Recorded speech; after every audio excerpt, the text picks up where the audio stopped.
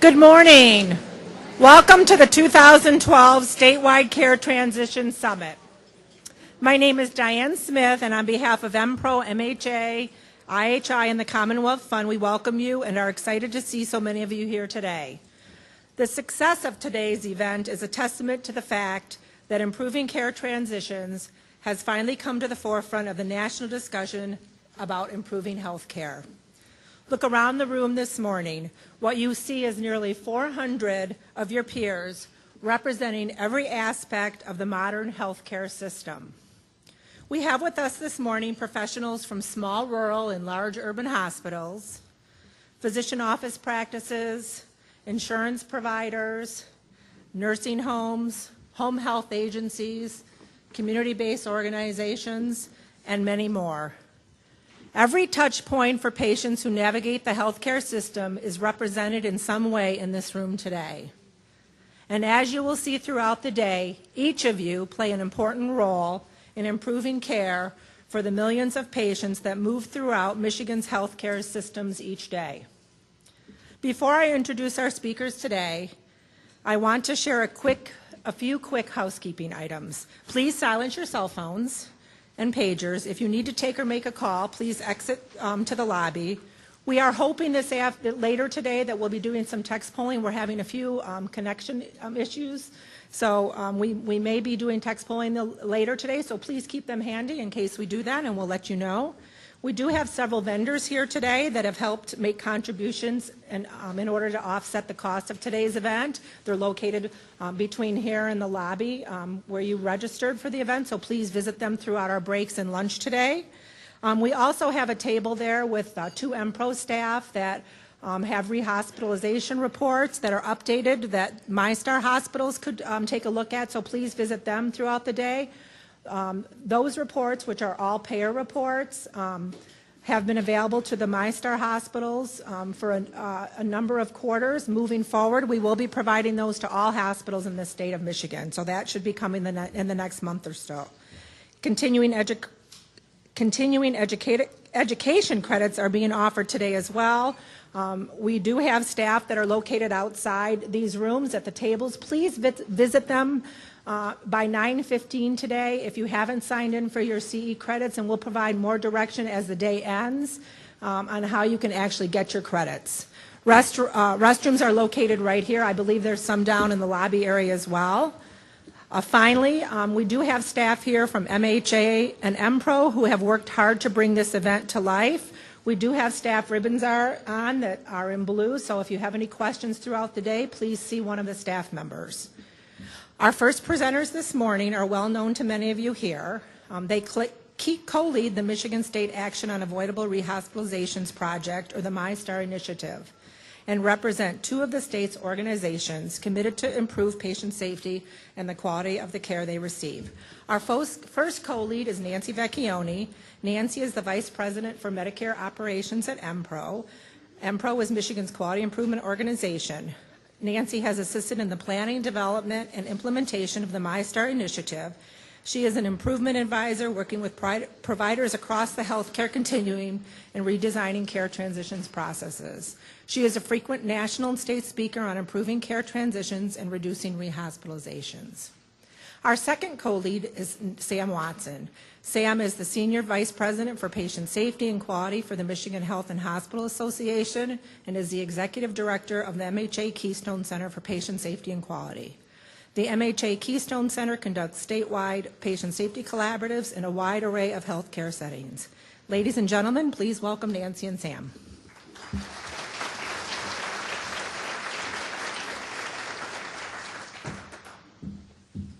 Good morning, everyone. A little fuzzy there, sorry. And it's pretty neat to start your day with 400 of your closest friends all around. So I think we're split by different regions throughout the state. However, that doesn't mean we can't talk to one another. And that's kind of the point today. There are two things that I want to kind of give you some context for the day. First off, there is an incredible amount of work happening in the realm of care transitions, and I certainly do not need to tell you that. The challenge is the sheer complexity of what we all face. both in the work that you do every day, as well as in the kind of change that we're trying to make.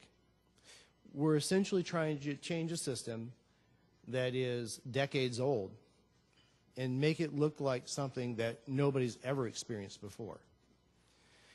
That takes an incredible amount of coordination. We're working, in fact, our coalition that we're forming, you all are part of, we're working to make some sense out of all that complexity. Because without a bit of simplification, we're really going to spin our wheels. There are people counting on us every day, and we can't afford to spin wheels. Resources are too limited, time's too limited, and the lives are too precious. The second thing, you notice we call this Statewide Care Transition Summit. It's not the MI star with a focus on rehospitalizations. In fact, we really need to stop talking about rehospitalizations as a thing. It's a measurement. That's what it is. What we really need to focus on is the handover from person to person, organization to organization. As we think about how the patient experiences us as a healthcare system. Because right now, that's not the best experience for anyone. Throughout the day, you're going to have a delve into the eyes of the patient. We have somebody who's going to take us through different periods of care, sharing the experiences. And what I'd like you to do as you listen to that, and then you listen to the speakers talk about the bright spots of how they're doing it right, I want you to think about your particular aspect of care delivery, how that touches the previous one and where it touches next. But most importantly, where it touches the patient. I look forward to hearing from you today, learning with you today as we move forward. Thank you. I'd like to ask my partner in crime, Nancy Vecchionia.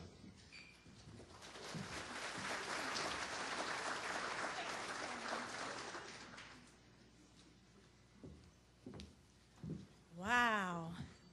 Man, I am so glad to see approximately 400 people here. Everybody's interested in care transitions and care coordination. And I want to say this morning, happy Tuesday and happy May 1st. And I want to see all those smiling faces continue throughout the day because we have such an exciting program. You know, there's so many initiatives coming out, as Sam was saying. Oh my gosh, you have 3026, the community care transitions programs. You got innovation challenge opportunities that will be actually introduced, or actually the selected individuals or organizations that receive those innovation challenges you'll be hearing about in the next 2 weeks. We just heard about those organizations that were selected for the at-home demonstration project.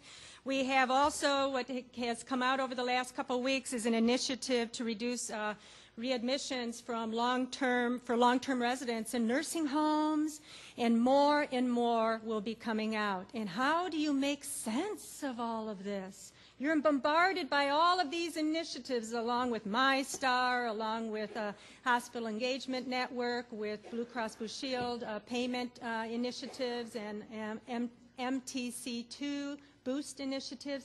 So, and it's all there's a lot of synergy between them. We think that they're different initiatives, but if you look at the interventions and the outcomes, it's all about reducing readmissions, avoidable readmissions, that outcome. So how do we make sense? Now I'm going to hold this up. Can everybody see this? Yeah? Yeah? Okay, I'm glad you can read it. Okay, we're going to have this on the screen for you, but again, you couldn't even read it off the screen. But this is a really neat document that will be posted on MPRO's website.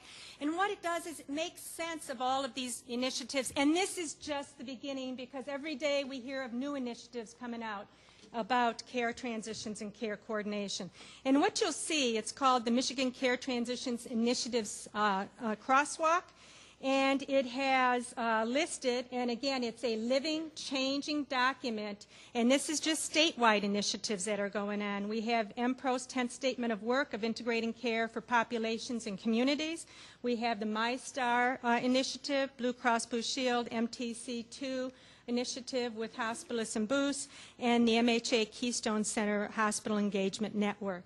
And this provides you, this grid provides you with the overall goal of each of the programs. It also gets into baseline data, remeasurement, what are the outcomes. It talks about the final targets, and also gives you the list of interventions for each of the initiatives. Now, I said that this is just a living document, and you'll see this grow and grow and grow. Also, what we want to do is produce a document on individual local initiatives that are going on so that everybody knows what's happening in the state of Michigan, and we can come together, and as Sam has mentioned, a coalition, coming together as a coalition. And we worked with the MyStar Steering Committee yesterday to develop a new structure and a care transitions coalition, which will be bringing all the initiatives together, trying to make sense out of them, and then spreading that out to all the members of organizations and throughout the state of Michigan. Also, you'll be seeing this posted here. Also, I do want to talk about, and I forgot my little presenter down there. Donna, can you provide that to me? Thanks. As we take our journey for care coordination and care transitions, again, we can't take that journey in a silo alone. Oh yeah, each of your facilities, you can redesign your processes, and you need to redesign your processes. You need to do forward discharge planning, and you need to look at all those processes for education and how you educate patients and how you involve the patients in the care. But you can only go so far, because what happens when that patient is discharged? And when I hear discharge, and I loved Dr. Chris Kim out of University of Michigan, he says, look it up in the Webster Dictionary. You know what discharge means? Unload. So we're unloading our patients. So what we do is we take the patient, we unload them, we throw them over the wall, and my goodness, hopefully there's someone there that catches the patient. Okay? So why not eliminate that word and do a paradigm shift and say transferring the patient or transitioning the patient? So what can we do to really achieve the outcomes that we need to achieve? And we cannot do it alone. Again, it takes a community to do. First of all, we need to have well-coordinated and seamless care, not siloed care, not people staying in their own silos, but you need to reach out. You need to improve communication. You need to listen to the patient and family. They can tell you about the broken healthcare system and how to fix it. When you have an 86-year-old man that is discharged from a facility and he has a walker and walks 3 blocks to get to the bus stop, and it takes 3 buses to get to that primary care office, and he does that religiously, but the first time he misses that visit, he's back in the hospital again. Now, he knew that there was free transportation, but there was all this paperwork that he had to do. He didn't know where to get that paperwork. So why didn't we identify that early on so that we can ensure that patient has the resources to prevent them from bouncing back? Focus on patient's experience of time, over time, not just the experience within one setting, but that experience as that patient moves seamlessly over throughout the healthcare continuum. Address the whole person. Sometimes I hear, oh my gosh, that person came in with a broken arm. Okay, so our total focus is, or a broken hip. Okay, let's fix the hip, but that patient had heart failure. That patient was depressed. And we didn't deal with that. We just dealt with that hip. And all of a sudden, that patient is placed on a regular diet, is not being weighed. So focus on the whole patient. And keep in mind the behavioral aspect. There's a lot of depressed patients out there and consumers that's not even recognized, and that plays a big part in patients coming back into the system. Whoops. And then the patient, family, and caregiver is part of the team, not the focus. They are integrated into the team, and they're working with the healthcare providers. So what I suggest is that this is a person-centered healthcare community team, and that is the only way that we are going to achieve the outcomes of reducing avoidable rehospitalizations, reducing unnecessary ED usage, and improving the consumer's experience with the healthcare system. Welcome back. If you can find your seats, we will get started with the next segment.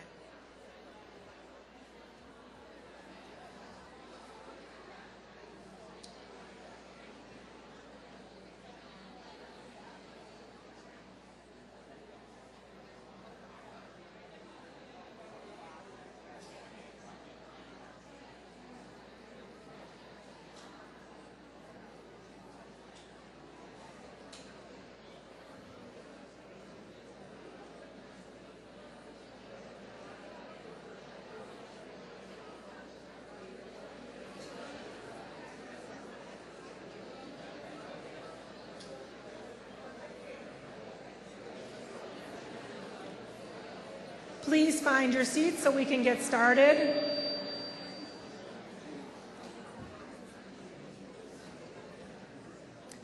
So I just wanted to take a moment to thank and commend our AV staff who have actually brought speakers into the room in order to fix our AV issues. So thank you so much for troubleshooting that issue during that short break. We appreciate it.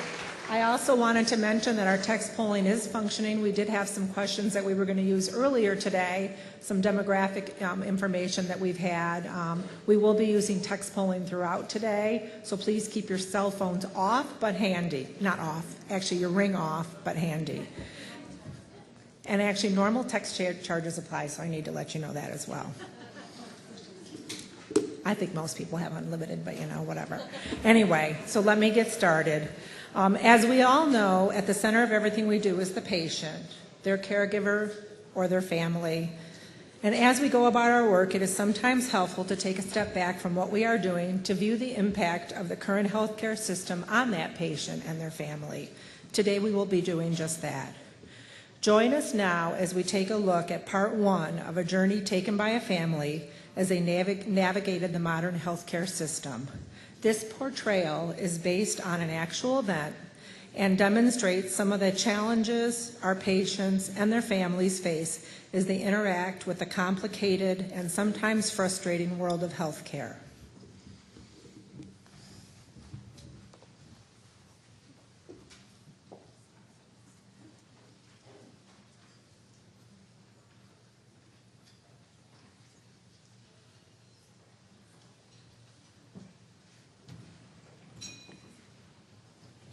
Today is an anniversary.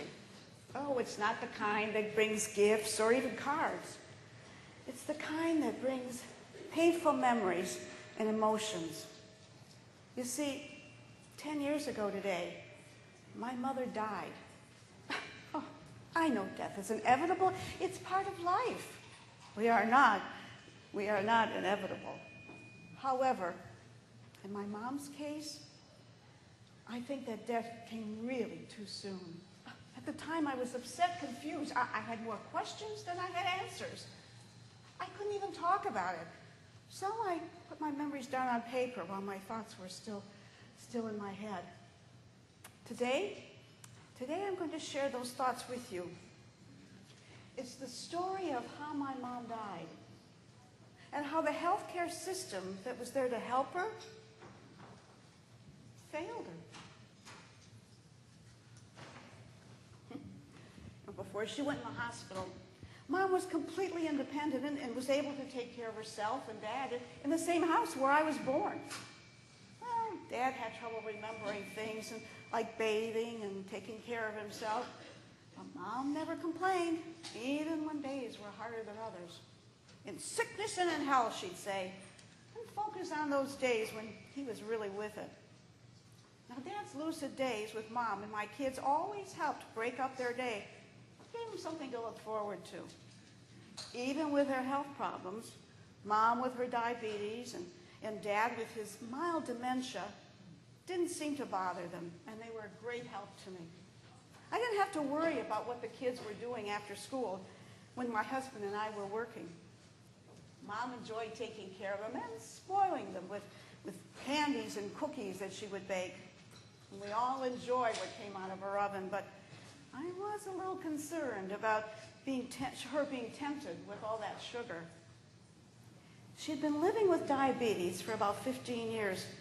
And her doctor wasn't really happy about how she was controlling her sugars. I've lived this long, what's to worry, she'd tell us. She'd just take her sugar pill, and that was good enough for her. She always did have a stubborn streak. Well, besides her sugar, Mom also was taking medication for high blood pressure and eye drops for glaucoma. Before she got sick, she'd been complaining about her hands tingling, and she'd rub them together when she got worried. I don't think she thought that we were noticing, and I'm sure for a while we probably weren't. Well, in the month or so before her first hospital stay, I started to notice that when I got home, Mom would be resting in a chair. I mean, she really liked having dinner on the table, but more often than not, I was the one that got it on the table, and they stayed for dinner. Sometimes, by the time dinner was ready, Mom and Dad were already sleeping. One day, my daughter called me at work and said that Mom had cut her hand and needed help. Well, by the time I rushed home, there was a bloody napkin wrapped around her hand. Mom seemed confused, and she told me she was dizzy, but she was quick to say, "I'm fine." Well, I insisted on calling her doctor because with diabetes, you can't be too careful. But when I called the office, I got a recording. So I took her to the emergency room. They decided to keep Mom overnight for observation. Her blood sugar was high, and they didn't like her blood pressure readings. They were also concerned because they didn't have the information from her regular doctor. Well, since Mom was at my house, I wasn't able to bring her meds, and Mom had a hard time remembering what she was taking. Honestly, I couldn't really remember either. Well, I was relieved that they were keeping her so that the Dad could stay with us, because I still had my own family to worry about: dinner, homework, housekeeping. But my kids and husband did pitch in. It was a difficult night for Dad. He kept forgetting why he was spending the night. And I was surprised to see him so out of sorts. Looking back, I think Mom often covered up for the extent of his illness, and I had no idea how much that she really cared for him. How could I take care of him and my family without her? The next day, I called into work. I had just started a new job, and I was worried about missing work, so I promised to make up the time. Dad and I went to the hospital, and the doctor said Mom could come home as long as she had some help. Well, I said I would take care of it. I don't know how I was going to juggle everything, but I was determined to do the right thing for my parents. Well, they gave Mom new medications, and I had the scripts filled at the hospital pharmacy so that she could have these pills when she needed them. By the time they released her, it was late in the day. Once I was sure my husband was staying with my kids, I decided to stay the night with Mom and Dad. Oh, the next morning, Mom seen her old self. Even her bandaged hand couldn't keep her out of the kitchen. She made pancakes and insisted that I go to work. "I'll be over before the kids get home from school," she said. Dad was in good spirits, too. He was even making jokes about how he's going to keep Mom out of trouble. Well, things were fine for a couple of weeks, and going well at work, too. It was really nice to get back to a normal life and not be so worried about my parents. But one evening, I got a call from my parents' neighbor. Dad had wandered over there, and when the neighbor took him home, Mom was lying on the couch and had trouble getting up. The neighbor had already called 911, and by the time I arrived, the EMTs were already there. Dad and I followed the ambulance. Well, they took her to the nearest hospital, which is not our usual hospital. The emergency room was very busy, and it was just too much for Dad. He got so agitated and kept asking, "Who are these people? And why are we here? And when can we go home?" I had to call my husband to come and take him to our house. When I got back to Mom, she had an IV hooked up in her arm. I remember how much older she looked lying in that bed. She would open her eyes and look at me for a few seconds and then go back to sleep. She reminded me of my grandmother, not my upbeat, vibrant mother. The doctor told me they wanted to admit her to find out why she was dehydrated and disoriented. Well, she had a fever, and the wound on her hand looked infected. Looking back, I'll never forgive myself for not checking it. I just assumed she was looking after it. Why didn't I look at her wound? Well, the doctor asked me a lot of questions about her wound care, medications, medical history. I was kind of embarrassed that I couldn't answer a lot of them. So I went to Mom's house and I got her medication dispenser. The nurse sorted through it and asked me questions. I tried to answer what I could. She said she needed to call the other hospital pharmacy and Mom's pharmacy to get all the information. Would you believe it turned out that Mom was taking a double dose of her blood pressure pill? The pills were different colors and had different names. I would never have known that they were the same thing, and I probably would have made the same mistake. Anyone could. I mean, how does this happen?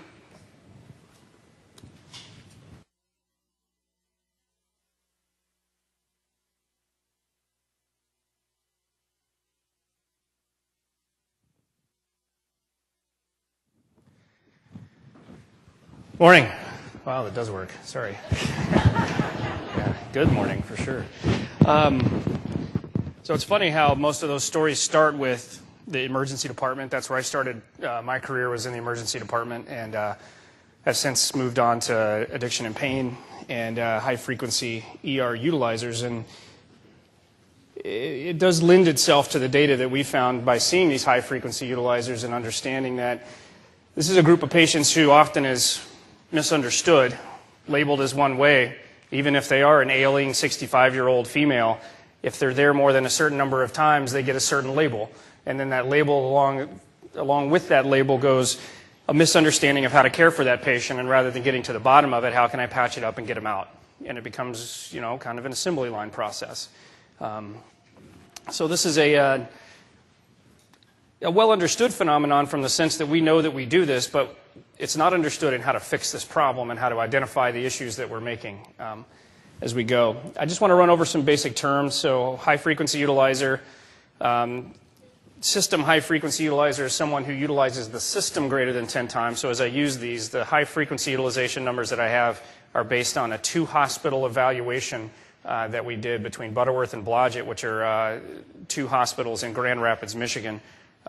Butterworth Hospital is with Spectrum Health, so is Blodgett. It is the major referral center for Western Michigan and is the level 1 trauma center. They had a total combined visits when we did the study of greater than 170,000 visits per year between the 2 hospitals. So at the time that I started working there, Butterworth Hospital was the 7th busiest ER in the country. We've since broken off a children's hospital, so that decreased the overall number, but still pretty busy. Primary psych, when I say that, I'm not talking about the way that I feel when I leave my shift. I'm talking very specifically what brings the patient to the emergency department. And the primary medical, if that's the case, if they're there for DKA over and over again, and then the primary substance use disorder, that's the one that most people think all these patients have, but we found that that's really not the case. And then when I talk about direct cost, we're talking about the money that has been written in a check form and paid to a hospital system. These are not charges, because as we know, there's a significant disparity between what we would like to be paid and what we are paid. So the basic numbers for this, these numbers are pretty consistent from 2007, 8, 9, 10, and 11 at these 2 hospitals, the Butterworth and Blodgett. So we had 950 people about. You go a little higher, a little lower. These 950 people were responsible for 20,000 ER visits. That's just at these two hospitals. That doesn't mean that they didn't go to another hospital in the area. And then the $50 million in direct costs. So this was calculated in a number of ways, both on what the hospital received. We contacted the payers, and the payers gave us numbers on what they actually paid out. And so this was an aggregate number that did not include, like I said, mental health or substance use. So these are big numbers. This is two hospitals in Grand Rapids, Michigan, which I didn't even know existed until my wife said, we're moving to Michigan. And so then if we look at it from a system high-frequency use, we start to jump into some bigger numbers. So in Grand Rapids, we're looking at a three-system city. So we have the Spectrum Health System, we have the St. Mary's, which is a part now of a national system, and then MPRO, which is our osteopathic hospital, that pretty much handle all of the patients in Kent County and the surrounding area, and really all of West Michigan. You know, we get pretty much everything from the UP to just north of Kalamazoo. So these numbers are pretty close to accurate. So 2,000, when I say pretty close, we've just figured out a way to get the information from the other emergency departments so that we can, collaboratively work on these patients. And there's about 2,000 people in Kent County, which has a population of about 650,000 people in Kent County. Now we service about 6 million. We have a service area of about 6 million people when you take in all the areas that we see patients. But 35,000 visits per year at these three hospital systems, and about $87 million in direct cost. And then if we extrapolate this statewide, which we're basically looking at population data, the number of patients per population that visit an emergency department, we take the number of dollars per patient that we blah, blah, blah. Anyway, we really spent a lot of time to make sure these numbers are pretty accurate. We vetted them, and we came up to a number that I had to actually send out to a third party to check because I thought that it couldn't be this. And it's about $1.5 billion that this very small subset of patients are costing. So that's a problem. And also the description of the patient in the emergency department that we heard, when you have 600,000 extra ED visits a year that may not be necessary, the question becomes how does that detract from patients who are actually sick? And I use that term very specifically because when I say actually sick, I mean actually acutely ill. How many of these patients have an illness that, if not treated at this time in a perfect way, will go home and die? We don't know that number, but I bet you it's pretty high. If we break down who these are, and we broke this down basically because we started this clinic called the Center for Integrative Medicine, where basically we randomly selected 125 patients out of this 950 and invited them to be seen in a multidisciplinary clinic that we've developed where they see a physician, a case manager, an MSW, a research assistant, so that we gather all of this stuff. And what we found is that this group that had between 10 and 19 visits were actually pretty sick. They were sicker than the controls that show up to the ER, which means that if they show up to the ER, they have a higher risk of admission to the ICU and a higher risk of death. So even though they're high frequency, they're sick, and we need to take care of them. And these were, again, mostly medical, and that represents 56% of that 950 people, so greater than half. And when I say transient high-frequency utilizers, that means in 2008 they may have been there greater than 10 times, but in 2009 they weren't. And so they may have had a bad outcome or a problematic issue, an infection, and it brought them to the emergency department a number of times, but then they go away. Now, when we get into the very high-frequency utilizer, which are the people who really cost a significant amount of money, we get to the 20 to 29 visits per year, and that's over about a third. These are patients who are less sick than controls, so they have a less risk of going to the ICU. They have a very low mortality rate. And this is over 2007, 8, 9, 10, and 11 that we looked at this subset of patients.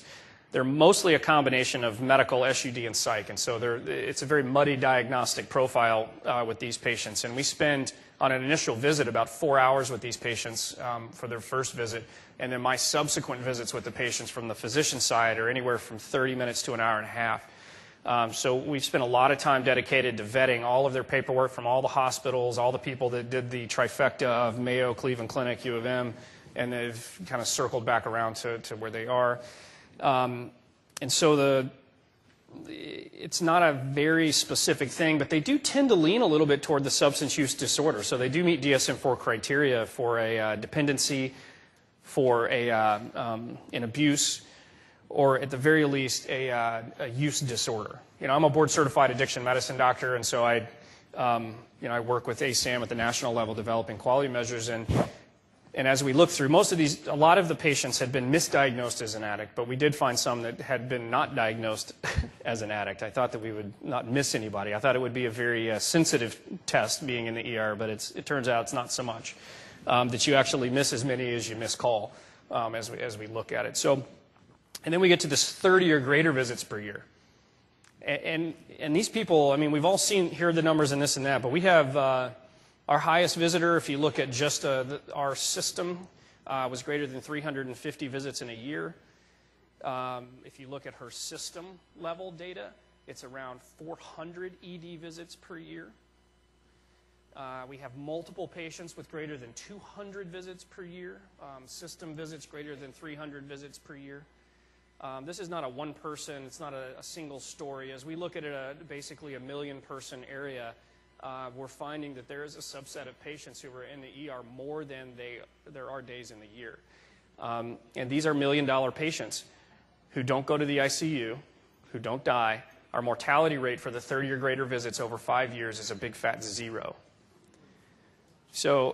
So the question comes is, why do we keep CAT scanning them, and why do we keep drawing 100 labs, and why do we do another MRI, and why do we do another ultrasound, and why do they sit in the hallway until 7 o'clock in the morning?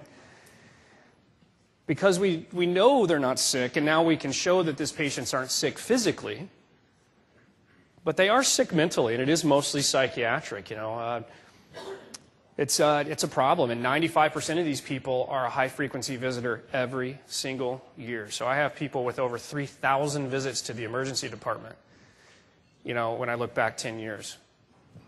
I haven't done anything 3,000 times in 10 years. I don't know about you. I can barely take a medicine once a day, you know, and I can't, you know, to be like, all right, it's 9:30, time to go to the ER. You know, it's not my idea of awesome. That's really the opposite. So what we're here for, and why everybody's here and they want to know, is how do we fix this problem? What do we do? You know, we all know it's a problem, and we're now just finally getting at the extent of what is that problem, exactly how does it constituted, who are these people, or do they mean to do this? Do they not understand how to do? You know, all of these questions that we all have that creates frustration, which is why I quit emergency medicine.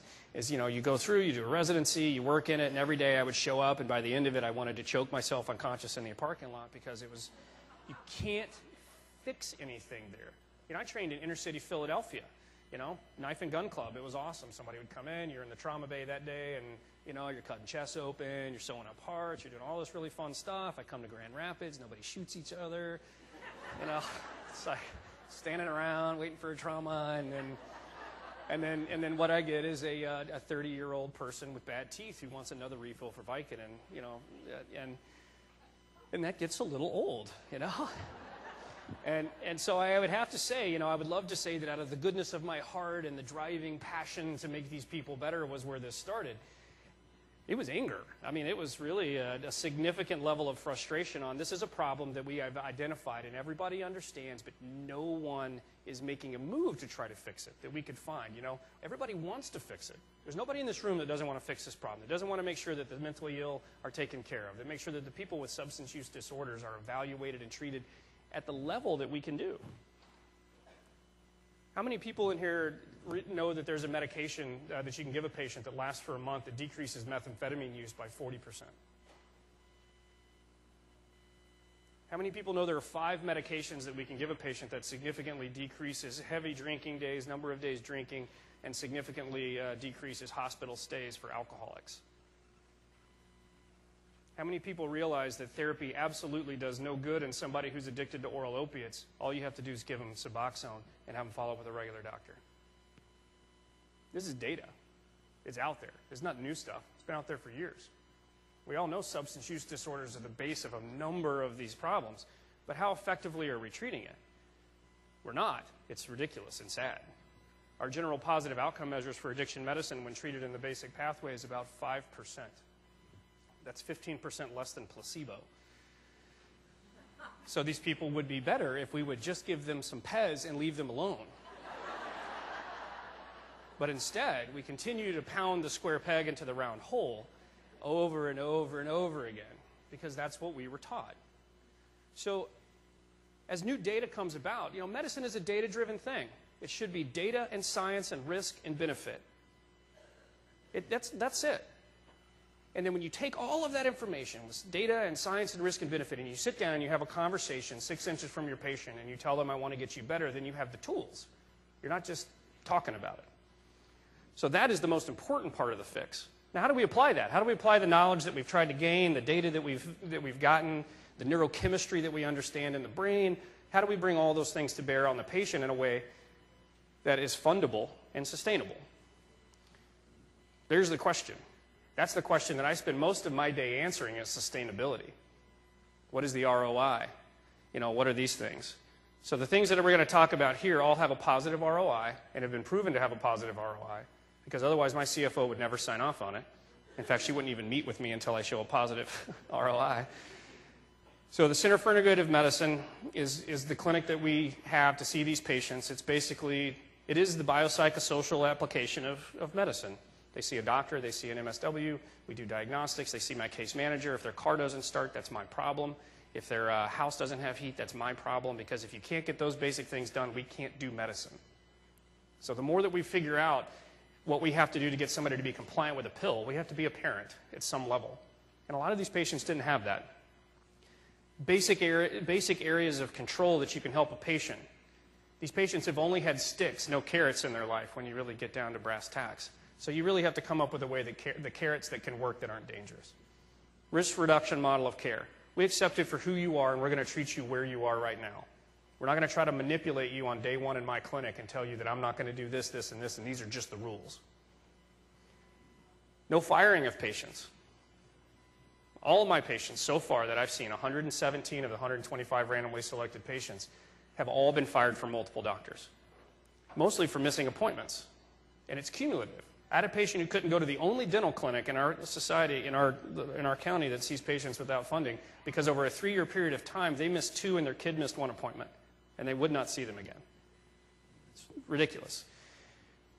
No contracts. If you're an addict, do you think signing a contract is going to keep you from looking for your dopamine bump, to make you feel better about life? Pretty sure not. They're going to be like, I would love to have that heroin, but this contract says that I'm supposed to go home and read. That really doesn't fly. So you have to be appropriate. You just tell them, trust. You give them trust. You know that they're BSing you from the minute they walk in the door, because that's what they've had to do to manipulate the system. And you let them know, hey, I have a really good detector. I know what you're saying is what you think you need to say, so you keep saying it. If it makes you feel comfortable, we'll work through that. But you're just really delaying you getting better.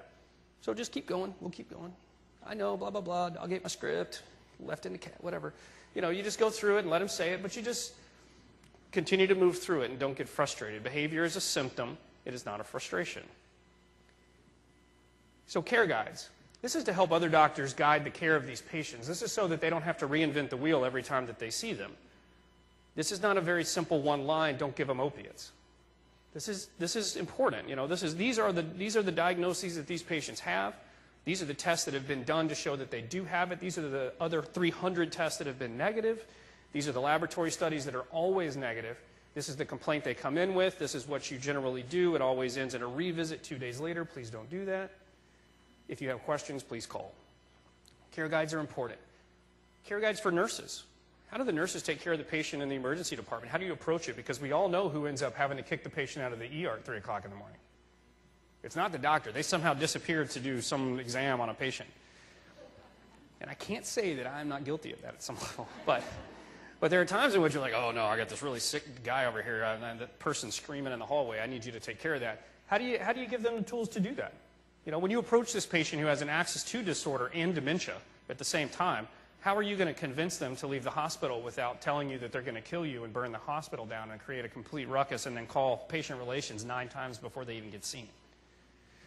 Those are important pieces of information that people want, and so giving it to them is very helpful. The Michigan Automated Prescription Service, exceptional, very helpful. I'm trying to get it integrated into the medical record so that as that updates, it automatically updates in the electronic record. so that I don't have to log on and go in and do this. And for a patient, it just automatically updates into their medical record, so you can track a MAPS the same way that you track their blood pressure. I think that integration of the electronic medical record is really the revolution that's going to save a lot of these people's lives and keep us from doing harm. But trying to get an IT person to do something that's not funded. I never thought as an addiction specialist I would go through so many cases of wine bribing IT people, but it works. So our outcomes at this point, we have, oddly enough, 73% of the people showed up for their first visit. This was a cold call. We called them and said, hey, we found that the system hasn't been working for you and that maybe you haven't been given the appropriate medical care. We would love to see you and see if we can take care of that. It was never, you're a high-frequency visitor, we're angry at you because you're expensive. Oh, by the way, come in. So 73% showed up, and then after we saw them, 89% continued to show up for their appointments on time. These are people who never showed up. I mean, I've had people with bilateral BKAs dragging themselves through the snow to get to the place. And I asked them why. I was like, what's different? Because, sometimes you're going to get a lecture from me, and that's the stick, And so you guys are getting what I usually give as a stick in my office, rather than the carrot as a lecture from me. But they said that, well, you guys actually care what happens to us. We follow through. If they say I don't have heat, we follow through on how to help them do that. And you're the first people who have followed through on the things that you said. We can all talk a good game at the bedside, but do you really follow through and finish that? We showed a greater than 50% reduction across the board. If you take out 4 of my patients, it goes up to 70%. These 4 patients all have borderline personality disorder.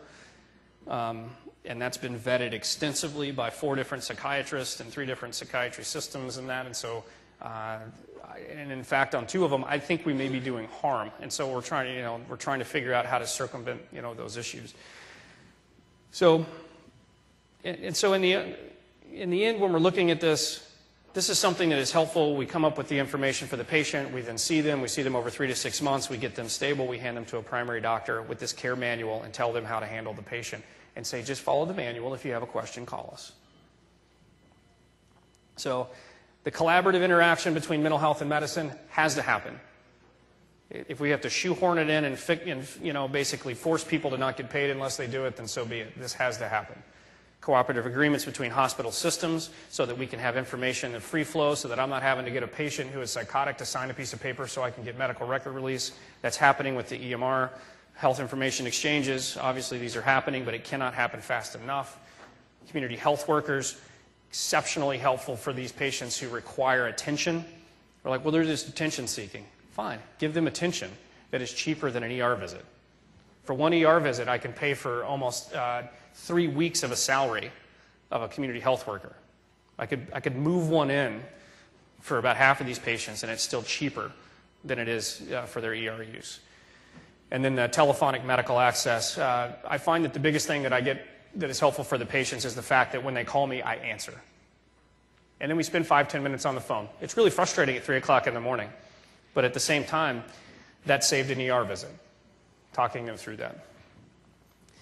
And then we won't have to go there. So that's the general concept of what we've attempted to do with these patients. So far, it's working quite well. But I think as a group, collectively, the concept is the same thing everybody's talking about. The integration of mental health, substance use training, understanding that there are actually really good ways to help people with substance use. And it doesn't have to be in pretty trees and a bunch of grass for 90 days. Because at 1 year, that outcome is no different than no inpatient stay. But understanding that all of the data, we have enough data to do appropriate stuff. So I think I can take 1, maybe 2 questions. Do we have some? Okay. Yes? We got mics we're going to bring around. Where's the question Okay. at? Right here?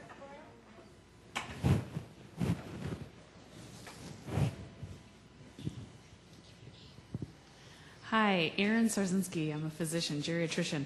I wonder how often when you give these care plans to patients and they bring them in to another physician, how often do other physicians actually call you and ask questions? We don't make them call us. We call them. Because I found the path of least resistance is the only one that works in the system. We all work more than we want. We all take more call than we want. We all have less time with our families than we want. And so what we try to do is work into what we do with the patient is when we see a patient, we take over their complete care for the 3 to 6 months, everything. Their blood pressure med, their pain meds, their addiction, everything. Because we need one physician, one location, and that. If we have questions, I've identified a specialist within each major area that I can do telephonic consultations with so that we don't have to send them and wait for 3 months and that.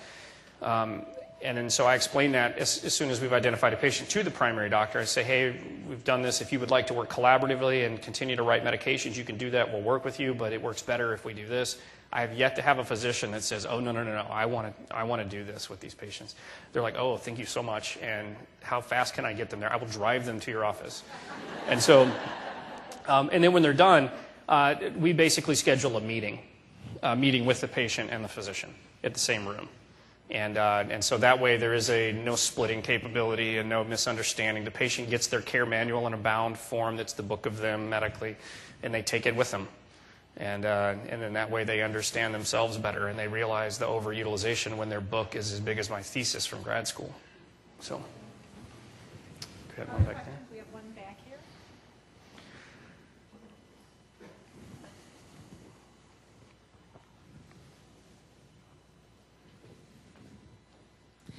Thank you so much. I'm Dr. Peltzer, and I'm the staff psychologist at Henry Ford Hospital, who runs our frequently presenting patient program. I'm just curious here, by a show of hands, how many mental health professionals do we have here? And is there anyone from the Michigan Community Mental Health Board here? Yes. Okay. Because I think this is a partnership, and even though the payer lines are different, I mean, I think this is a good example. When we're saying we know that there's mental health problems, we know that this is something that's happening with all of our patients. If you just poll here today, we have 400 people. There's 300 who specialize in behavioral health. I think as a behavioral health clinician, we have a responsibility to be involved in this, but I think we also need to pull behavioral health into this more. And as it's evident here, we're talking a lot about behavioral health, but there's just a few experts here. Yeah, no, I agree with that. And as we try, it is pulling mental health along, though. It's been difficult because it's been so separate. And I have to say, as a non-mental health professional, other than, I think, becoming mentally ill from this project, but the fact that they've been separate has allowed them some autonomy. And I get this comment from them when I ask them, I go, we want to reintegrate you. And they don't necessarily want to be reintegrated because then it changes QA, it changes pathways of quality, it changes all of these things, it changes outcome measures that I have to be held to. What is a hemoglobin A1C? Every single one of the patients I've seen has had at least 2 misdiagnosed psychiatric disorders. The most common one is bipolar. Vast majority of my bipolar patients were on a substance when they were diagnosed, and they've never had a manic episode. And so just accuracy of diagnostics is difficult in mental health, but at the same time, without mental health, this does not work. Anybody else? Time for one more question? I think we're all set. Thank you.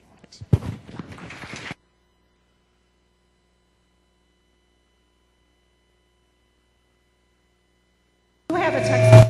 We do have a text polling question up right now, so please take a moment to pull out your cell phones and answer the question.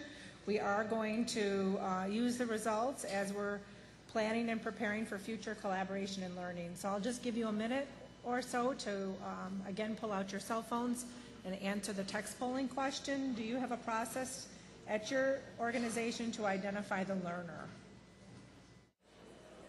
Mom was in the hospital for almost a week. She never got out of bed much. Well, they put her on IV antibiotics for her infection. Dad stayed with us, and I had to miss more work. The doctor said that Mom's heart wasn't working as well as it should have and needed to be put on more meds and to eat better. Well, when I went to take Mom home, the nurse said she had given her new scripts and instructions for her and Dad. I wish someone had done that sooner. The nurse asked if I thought they needed more help at home. As usual, Mom was quick to insist that they were fine and they didn't need help. We have my Stacy, Mom said, patting my hand. Ever the dutiful daughter, I didn't argue. Well, they had always been there for me. But deep down, I was really worried. I didn't know how I would take care of them and my family. I mean, my husband was supportive, but we both had jobs, and the kids had their activities.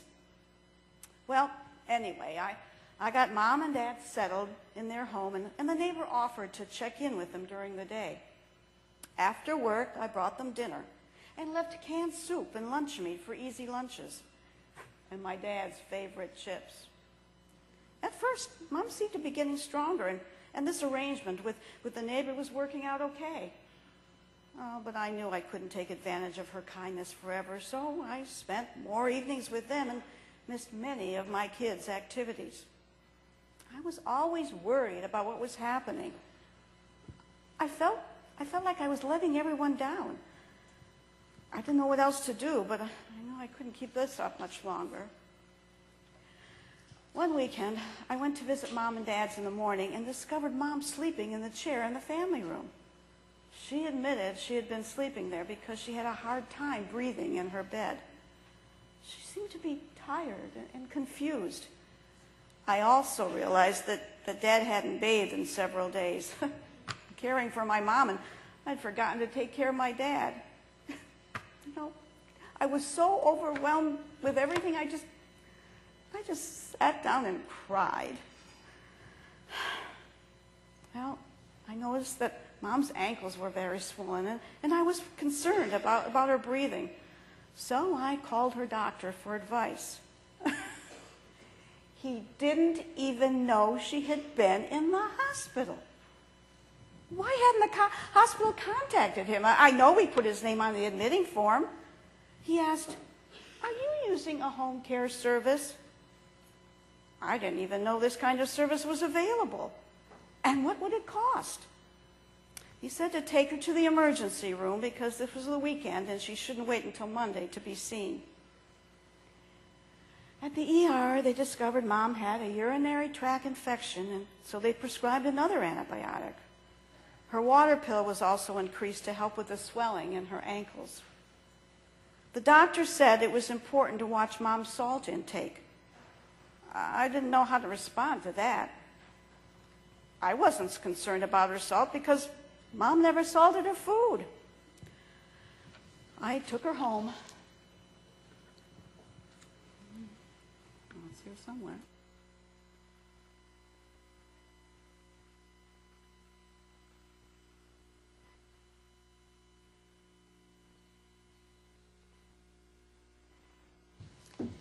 Good morning. My name is Kathy, and I have the privilege this morning to talk to you about one of the best new jobs in healthcare. First of all, I have to tell you, I will admit I'm a little bit nervous, but I'm very happy to see so many familiar faces here, and we're all here for the same reason, looking at how to make our health system more patient-centered. So what's the job that I do? I'm a certified care transition coach. Oh, I was going to do my slides, sorry. I'm a certified care transition coach for St. Mary Mercy Hospital. 63% of our patients are over the age of 65. So St. Mary's is committed to developing programs to meet the needs of our elder population. In July 2010, we opened the first senior ER in the state of Michigan. In December 2010, St. Mary's launched their care transition program. And that's what I'll be talking about today. I'm going to talk a little bit about the model and also talk about some of the demographics. I'll talk to you about how it works at St. Mary's and then close with some of our outcomes that have all been positive for the most part, and also the impact that we have not only on our patients but also on avoidable hospital readmissions. Early in the development of our program, I found a quote, and this quote helps keep me present, and it keeps me mindful of the population that we serve, a population that celebrates life and birthdays from the age of 64 all the way to 94. For age is opportunity no less than youth itself, though in another dress, and as evening twilight fades away, the sky is filled with stars, invisible by day. Henry Wadsworth Longfellow. First of all,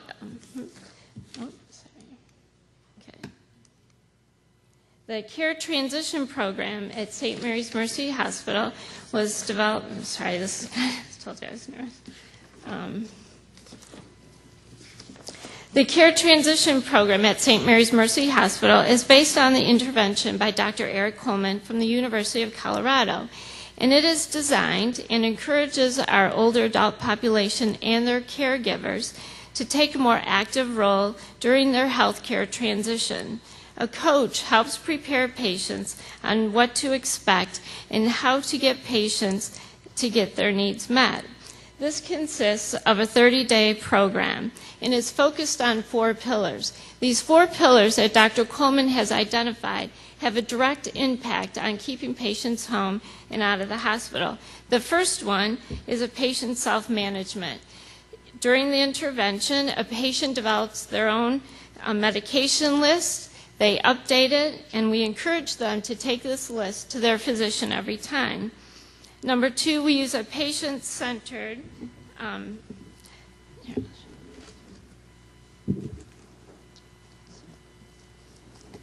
this is our personal health care record that we use for our patients.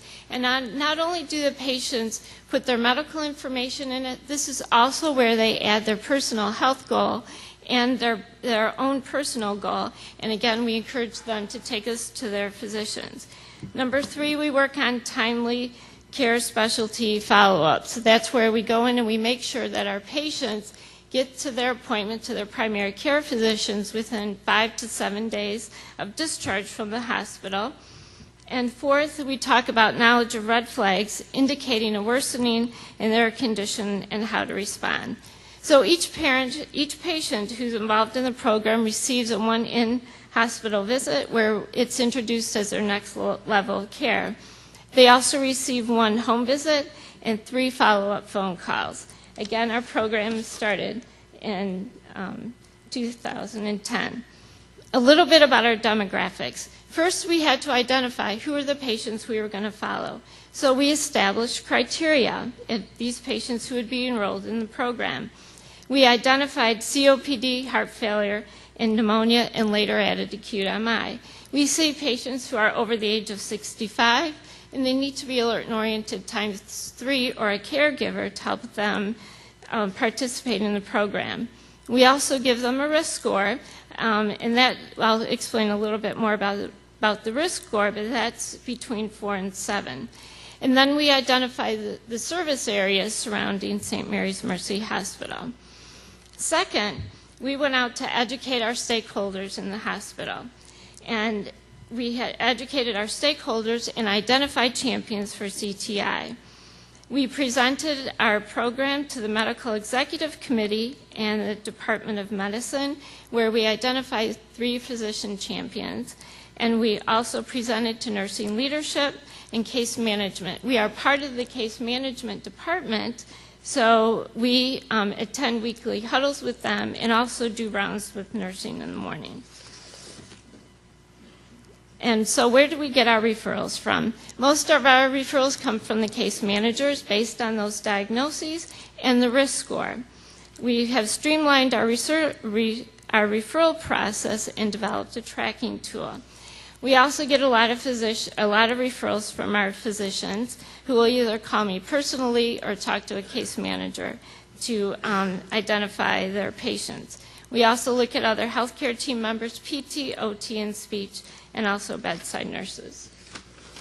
So who are these patients that we've been seeing at St. Mary's? The average age is 80 years old. 61% of them are female and 39% are male, with an average risk score of 64.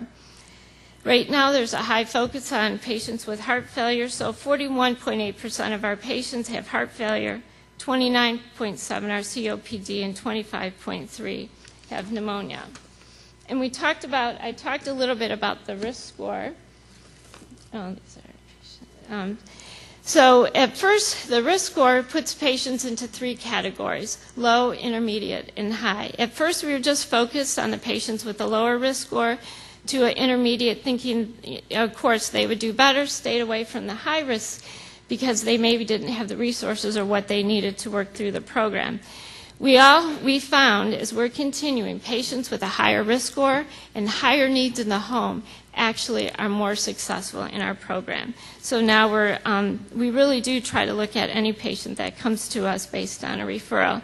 And here's an example of some of the surrounding areas that we cover all around St. Mary's Mercy Hospital. Transition coach. So how does the program look at St. Mary's Mercy Hospital? Again, what does this program look like, this self-managed, patient-centered program? Number one of the most important things is, as a healthcare provider and being a coach, there's a paradigm shift. Coaching causes us, we are no longer the doers, we are not the fixers anymore. This is about the patient, this is about their agenda. We stop and we listen to them and we ask them, what is important to you? And that is then how we proceed. And we start this actually with the hospital visit. One thing we do when I go into the hospital room, you say hello, identify myself, but I also make sure, are all their needs met? Are they comfortable? Am I interrupting their lunch? And then I explain to them a little bit about care transitions, where we will help guide them from their hospital stay to home. The second part of our program is the home visit. And this is what is the most fun of our program.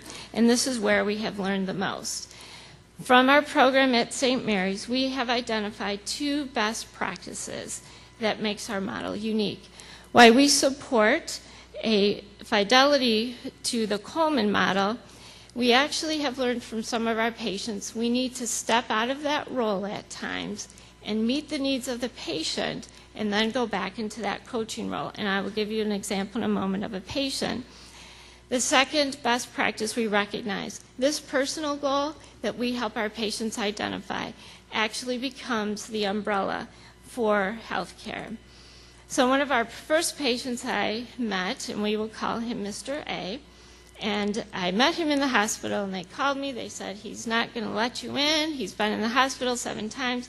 He doesn't want a visiting nurse. He's non-compliant, doesn't take his meds, all these problems. I meet with him, and Mr. A is very crabby.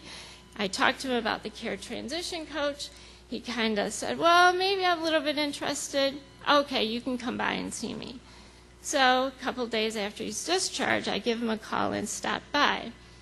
Visiting a patient in their home opens up a huge window to all of us, and we can learn so much. I walk into Mr. A's room, and he is sitting in his chair, which I would call a nest on most of our patients. Surrounding his chair is his water and food for the day and all his medications, which there's no way he's taking all those medications. One of the first things we do is we ask for a discharge. Do you have your discharge instruction list? Let's go over your medications. And I have him slowly start showing me each one of his pills. And as he's picking them up, I also see pills laying on the floor. So we have a problem, probably his noncompliance is related to him just managing his system. He picks up a pill bottle and hands it to me, and it has the word puffin on it. I said, Mr. A, what does puffin mean? I take this medication when I'm short of breath. It was Coumadin. He was just admitted for a GI bleed, and his Coumadin was on hold on his current list. I was there for an hour or more going over his medications one by one. This is where we step out of the role. In the traditional coaching role, we want the patient to write the list. We want the patient, we're coaching them, to call their physician. At this point, I am clear that he is not able to handle this at this moment. So me helping him with this list and calling his physician will make a difference. I step out of that role, and he will eventually assume this. I worked with him a couple times and actually had another home visitor too. What was very important to him, we also talk about caregivers. His wife was getting very burned out taking care of him, and there was a daughter who was calling me on the phone thinking her father was going to die because he just wasn't doing well. I figured out when he was going to a primary care home visit and said, hey, you know what? I'm going to show up at this visit. I'm just going to sit here in the lobby. If you need me, I'm going to be here. But I just want to see how it goes. I also hand-delivered to the primary care physician a discharge list of medications, the list of medications that I developed with his wife so they would have it. The nurse looks at it and says, whoa, this is wrong. It doesn't meet with ours. I said, okay, I'm just going to sit there. She said, you can't come in the room. You just have to stay here. There's too many people. Mr. A walks in. He's doing much better. He's walking with a walker, and he's feeling much stronger. Goes into his room with his primary care physician, and I get a call, hey, can you come back? Doctor's amazed. Mr. A is feeling better. What happened? The daughter is happy. Look at my dad. He's doing well. So Mr. A, like I said, is a little grumpy, and he goes, why am I feeling so much better? I said, I don't know. Why don't you tell me? Because I'm taking my medications. For the first time in a very long time, he was taking his medications as they were ordered. And he remained out of the hospital for well over 9 months before he came back in. Never did agree to a visiting nurse, but would let me continue to meet him. So one of our other patients we identified, and I can use his name actually. His name is Mr. DeMatteis, and he is one of our stars.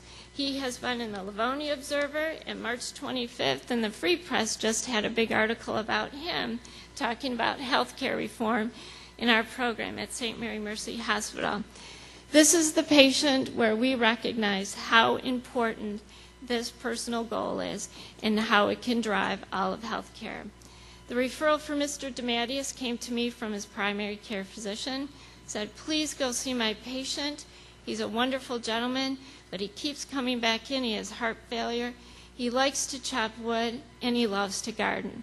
I need you to work with him for 2 reasons. He needs to get better and work on his health care, but the main reason is I need tomatoes at the end of the season. So the doctor gets free tomatoes at his season. So Mr. DeMatteis, I go to meet him at his home, and he's Italian, and we're talking, and he's enjoying our visit. I said, hey, can you show me this garden of yours? We start to slowly walk to the back door because he has heart failure. He opens the door. The garden is a farm, and it goes from about here to the back of that door. Right away, we have a problem. Mr. DeMatteis also likes to chop wood. So we had worked with a primary care physician prior to this to give us a list of the restrictions that Mr. DeMatteis would have on his activities. So Mr. DeMatteis, since we talked to him about gardening, agreed to stop chopping wood, which was a hard thing for him. The next step in this process was we invited the home care agency over and the physical therapist. Because Mr. DeMatteis, you're going to tell him what your goal is. His goal is to garden. So I have a physical therapist looking at me saying, what are we going to do? I said, you're going to garden with him. You're going to work with him in getting from the front room to the back door. There's a big tree in the backyard. How is he going to get there? Where is he going to sit? We have a time limit of how long that he can sit, how long he can be in the sun, and make sure he gets the hydration he needs. This is also part of the model. We realize how important the caregivers are. His family rallied around him. His daughters came, and there's a picture in one of these with his daughter and grandkids, who I just adored, all became a part of this gardening process. And if you were to talk to Mr. DeMatteis today, and I know when I talked to the reporter from the Free Press, he would tell you that I do everything for him, and I must have visited him several times. He has done everything for himself. I supported him and coached him as he and his family moved towards his goal of gardening. Mr. DeMatteis stayed out of the hospital. He makes everything homemade, lots of salt in his soup. He stopped doing that, doesn't eat ham at Easter anymore, and he weighs himself daily. He takes his medications. He knows what his warning signs are. He knows when he has to slow down with gardening and when to talk to his doctor. So he is again, that is the patient. We identified how important this personal goal is. And moving on from him, we saw him about a year ago. We worked very hard with getting these patients to identify a goal that's important to him. And we've had patients, I had a patient with COPD. Her goal was to walk her daughter down the aisle. She had 6 weeks before that occurred. She was 78 years old. She worked with her home physical therapy department. And when I went to her home, coached her on energy conservation, things that she could not do, put aside so she would have the energy or the stamina to walk her daughter down the aisle. And she also came up with the way to do that. She would use a wheelchair halfway down and then use a walker. I'm happy to say she walked her daughter down the aisle, and she did very well. So that's what makes our model unique at St. Mary's Mercy Hospital. And we have some favorable outcomes. We have encountered 550 patients through April 2012. 511 patients are interested. That means from the home visit, they agreed to have a coach come out to see them. And we've enrolled 417. That means once we call them, we set up the home visit. So the enrolled is actually having a home visit. We do lose patients from hospital to home for whatever reason. One thing that I do, I might call and say, hey, I'm in the area, I'm in Westland, can I stop by? Not giving them a chance to say no.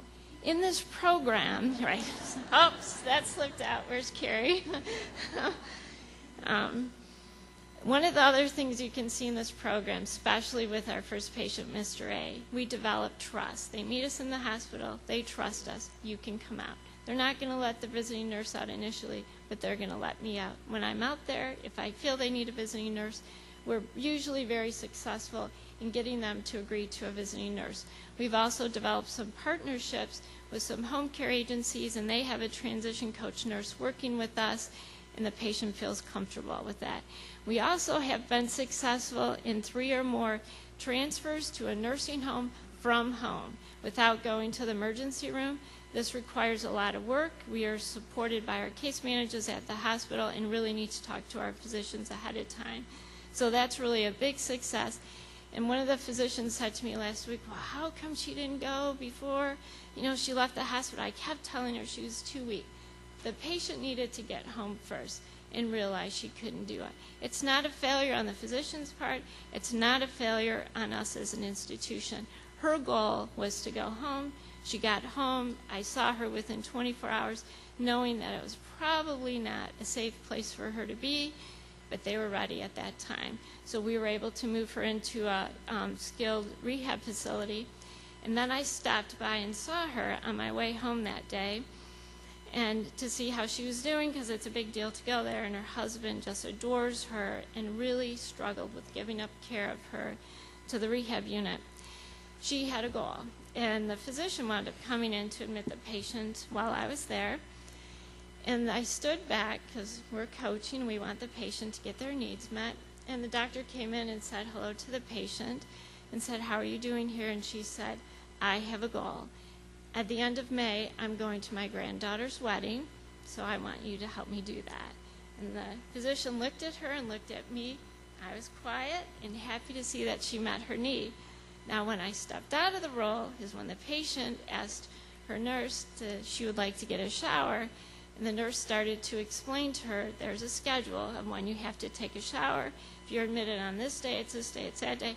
I don't understand that process. I talked to that nurse in the hallway. Did not practice avoidance, maybe a little violence, and told her that this patient will have a shower. And to make sure that she was going to get a shower, I have 2 contacts with that nursing home, and those contacts were notified. If we are working this hard to get our patients to meet their needs or identify their needs and work to get their needs met, we better as a health system do what it takes to help move them towards that goal. So, sorry, get off on a little tangent on that. So, 72% of our enrolled patients have successfully completed the 30-day program. 9.1% have been readmitted. That's an awesome readmission rate for this program. And I have never worked in a program with data. I'm happy to have data, but I did this because I love it and it's the right thing to do. And this statistic does not really show what the program is about. It's about the patients we keep home. One of the first patients I saw had been admitted to the hospital 4 times in 6 weeks, 2 in one hospital and 2 in ours. The case managers called me and I thought, oh my gosh, his risk score is 9, he's sick, he's got comorbidities, he's got a stricture, esophageal stricture, they have to put a feeding tube in, I don't know. But I have a big heart, so I said yes. So I went out to see our patient, And at this time, his son changed his life and was able to stay home with the patient. And the wife, they have a very close relationship, and this patient was elderly. And his goal that he told me in the hospital, I said, what's your goal? We have this program, this is kind of new. We're working towards a personal goal. My goal is to have pumpkin pie. And I know he's not going to be able to have that. He has a stricture and a feeding tube. In fact, he's MPO. So I go out to his home and we visit with him. He's very ill in the back room, barely able to get up. So I walk back in and he sits up and he looks at me and he says, I have to add to my goal. I want ice cream on my pumpkin pie. So there's a good example of trust, and he had remembered that just from seeing me in the hospital. I worked with him and I worked with his home care agency. At one point we did have a second visit where we had a home health care team meeting. It appeared he was moving towards hospice. It was very important that this patient wanted to eat. Of course, eating something would result in aspirate pneumonia, and that's what he was admitted for prior to that. So they sat down and talked to him, talked about his needs, talked about the needs from his patient, or from his wife and his son, and he decided after all that he wasn't going to go to hospice, but he was going to keep working and get stronger. I stayed in touch with them, and I worked with the visiting nurse, who at first was territorial, like, what are you doing? This is my patient, stay away. Then she realized what a great thing this is, and we're all working together. If you ask her, she would tell you it was me that helped with the success of this patient and the coaching. It's all of us working together.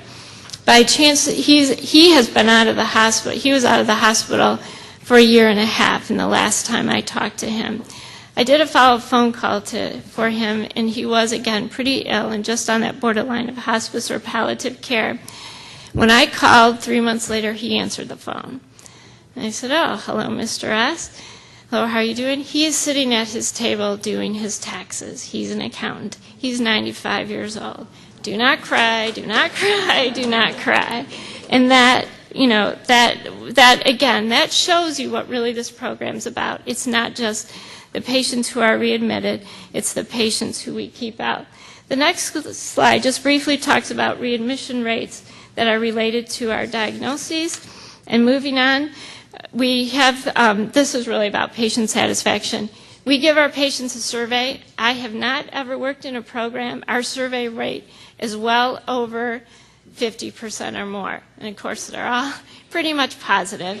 And not only do they like to talk about our program, they like to share things they would like to tell us about the hospital. So the Transition Coach program also gives us a little spot to do some service recovery for patients who are not happy.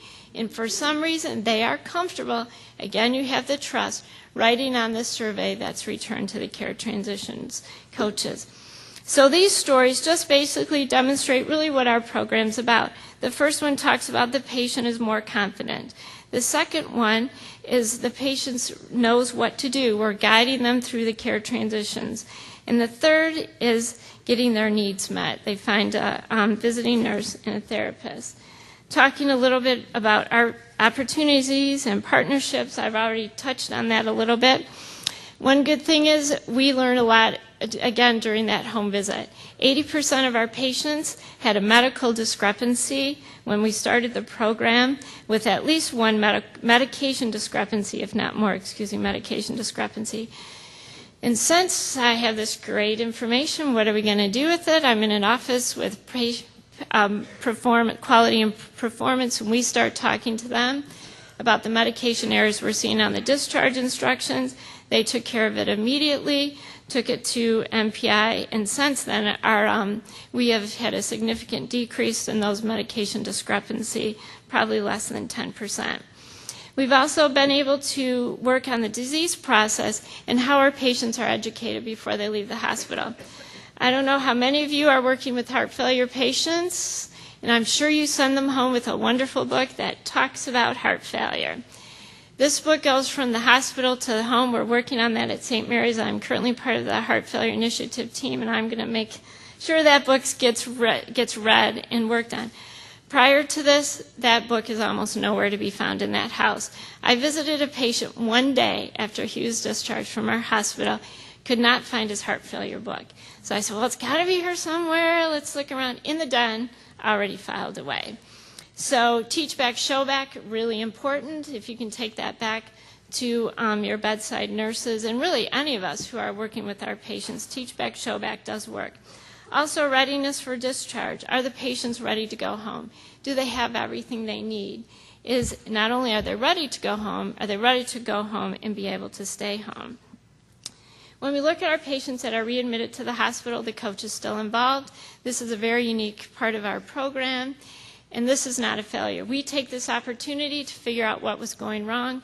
We engage the healthcare team that's in the hospital to make the changes we need to do, or even work with the patient and, again, continue to get their needs met. Sometimes patients come back in and wind up going back into back to a nursing home. Am I out of time? Oh, I have one. Okay, so I do have one thing that just happened. So we've also talked about partnerships and expansions. One partnership that we're working on is having the primary care physician notified. And I know there's a lot of physicians here.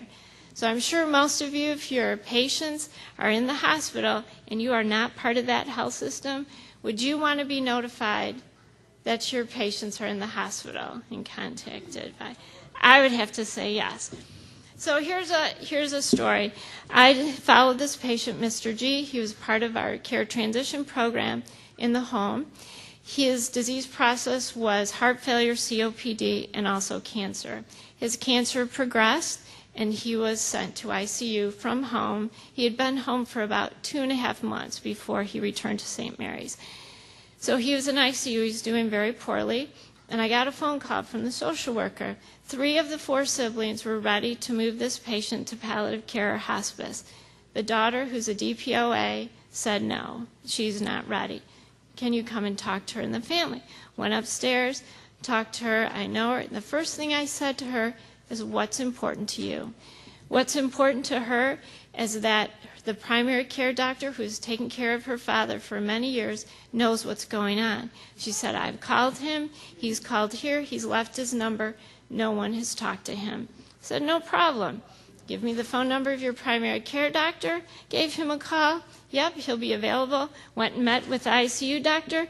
Said, hey, I want to arrange this phone call tomorrow at 11 a.m. Do you think it'll work?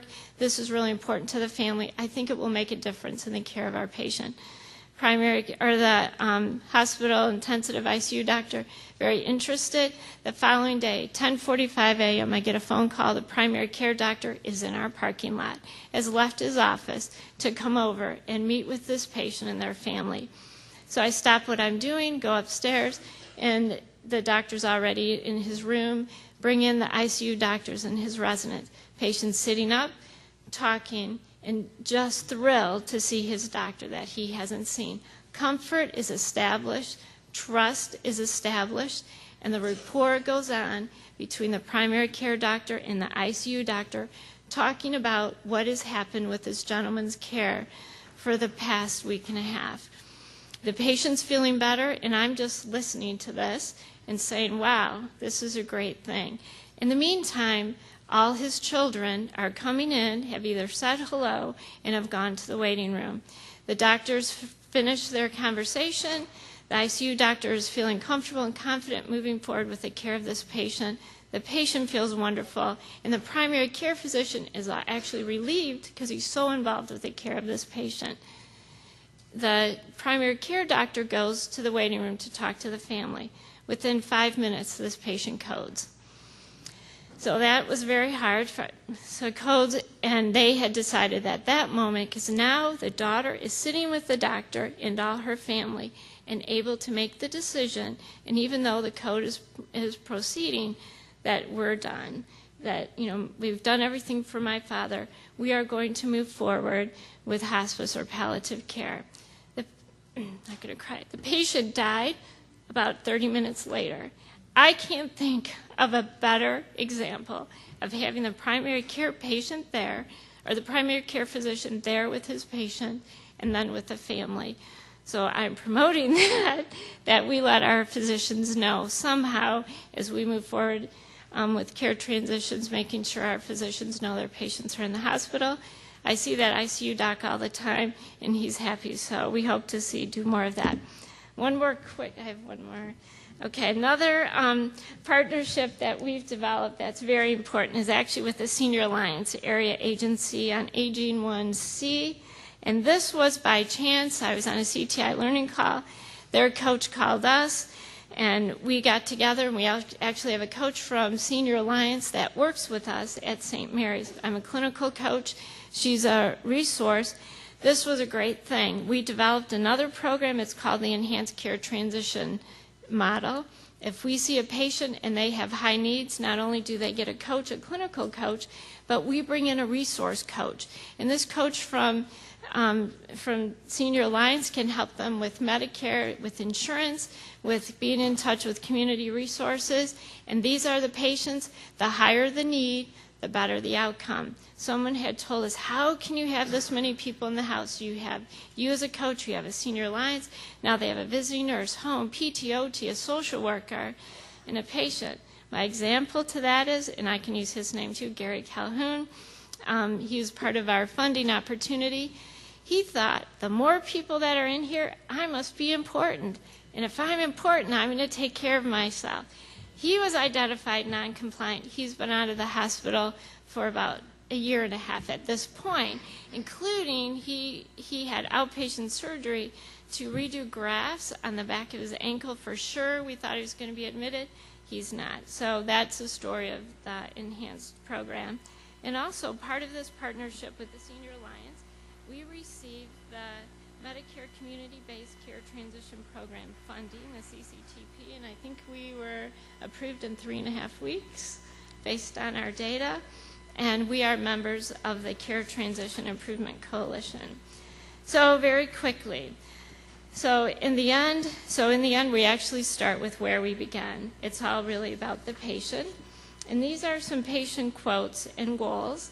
And you can look at them. One of our patients, her main goal was to finish a book, 80 years old.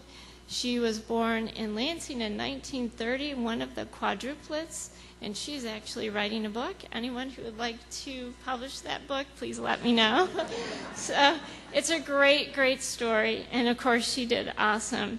Some of the other ones, I met a patient last week. Her secret is golf and driving. Her last hole in one was at age 71. We also see how important connectedness is.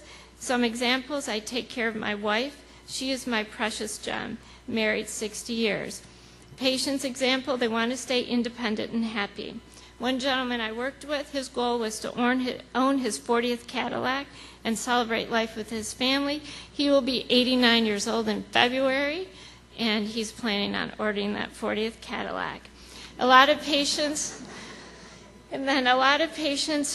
just have a strong sense of purpose. I want to get back to the senior center. I'm in charge of bingo. And then I have 2 pages of quotes there. And we have, of course, Mr. DeMatteis, plant my garden. He gets vegetables, and the doctor gets vegetables, and I get vegetables. So it all works out pretty good for everyone. One of our patients, we see a lot of patients with dialysis.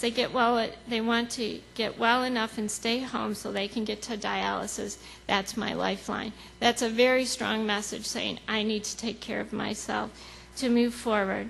Continue to learn new things. To dance at my granddaughter's wedding, he was 89 years old. His granddaughter was 2.5.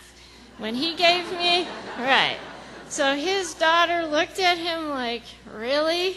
And he said, really, my goal every morning is to get up and put my feet on the ground and live my life. And one of my most important quotes, and this is from our 93-year-old, she's told me to take one day at a time. I enjoy helping people and having purpose. That makes me feel good. I'm content at my age. So while my patients have learned from me, I have learned much from them. And there's a quote by Rabbi Kushner from his book, How Good Do We Have to Be? When we learn to see the elderly, we will be able to share with them their last adventure and learn from them how to live out our remaining days. Rabbi Kushner, thank you very much, and I did it, and usually I can talk for an hour, so thank you.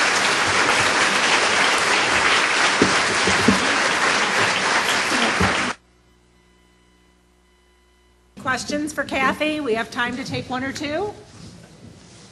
Oh, we have Katie right here. One of these gals here. Just really quickly, which risk assessment tool do you use? We can talk about that a little bit. It's the risk. It's based on a risk. It's a risk management tool, actually identified and developed by St. Mary Mercy Hospital. And we look at different characteristics. We look at their age, what their living situation is, have they been readmitted, what's their admitting diagnosis, and also their comorbidities. Are you willing to share the tool? The tool is. I have my director there. Yes, if you're interested in looking at the tool, give me a call. And or what we can do is, if you give it to me, I can push it out sure. to the whole group. Okay. Yep. Okay. Yes. Is it possible to get your slides and information? It wasn't, the slides weren't on the MPRO site. They should be on the MHA site, and we'll make sure that there's notification out. But you should have gotten some notification through MHA that the slides are there. Okay, we'll make certain that they're there. Yes. Yep. Yes. Yep. Yep. Yes. How many patients do you try and work with at a time? Our caseload goes anywhere from 24 to 26, and that includes patients we're seeing in the hospital, patients who we've already seen at home, and also doing follow-up phone calls.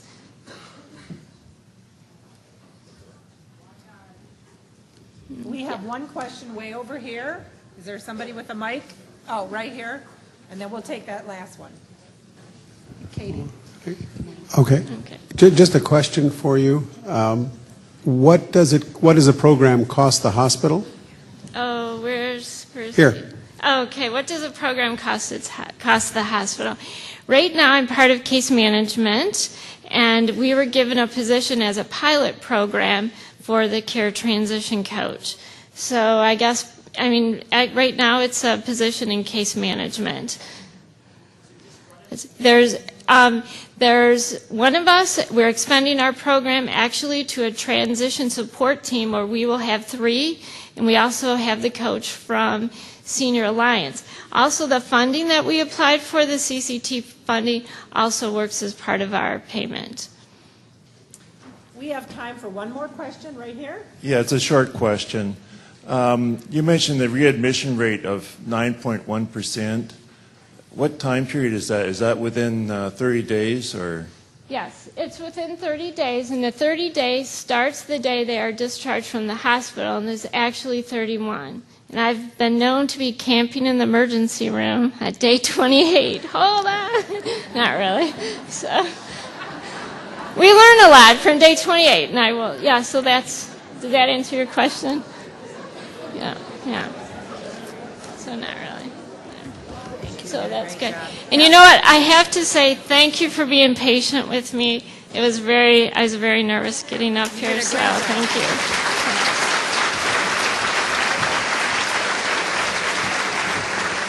So just a couple quick comments before we break for lunch. Our first question, the text polling results are up right now.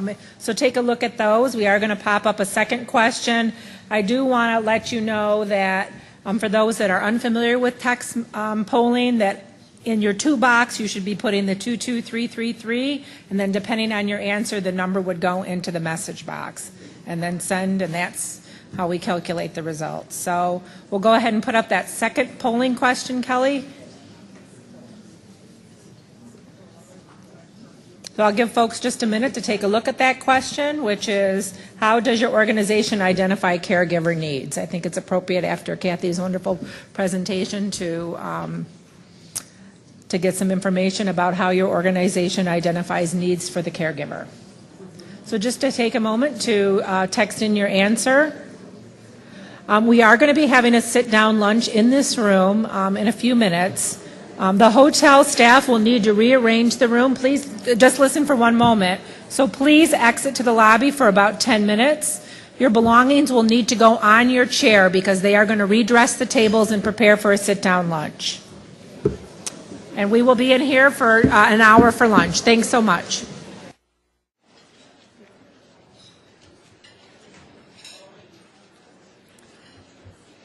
About a week after Mom's last visit to the ER, I was at her house looking through her papers and saw a note in her discharge instructions that said she should make an appointment with her physician within 3 to 5 days of leaving the hospital. Did I forget being told this? Maybe. Oh, I just remember being so exhausted and overwhelmed, and Dad's behavior was distracting me, and I just wanted to get out of there. Well, I jumped on the phone right away and tried to schedule an appointment. Between my work schedule and the schedule in the office, it was another week before I could get her in. This time, I made sure to bring all of her medications and all of her discharge papers.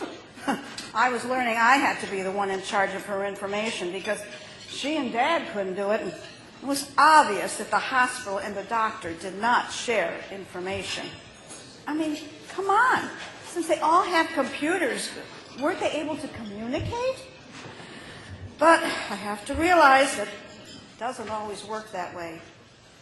Well, I made sure Mom's doctor knew that she was taking more of her water pill, which is what the emergency doctor told her to do. He said for her to continue with the new dose and reminded Mom to follow her diet. He also gave us a pamphlet about advanced directives. Advanced directives? Should I be worried now? I had a lot of questions, but the doctor said to just take the pamphlet home and read it. So I took Mom home.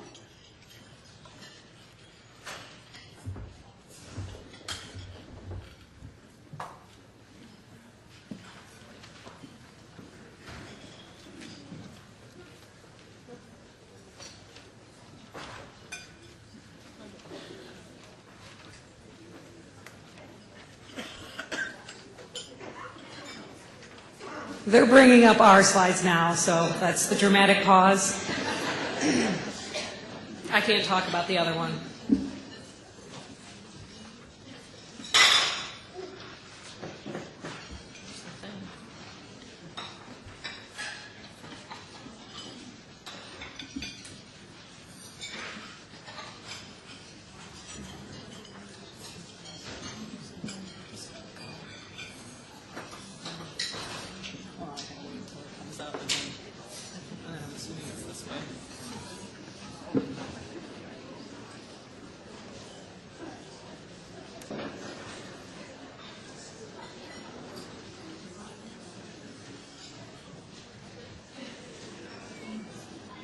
This I know about.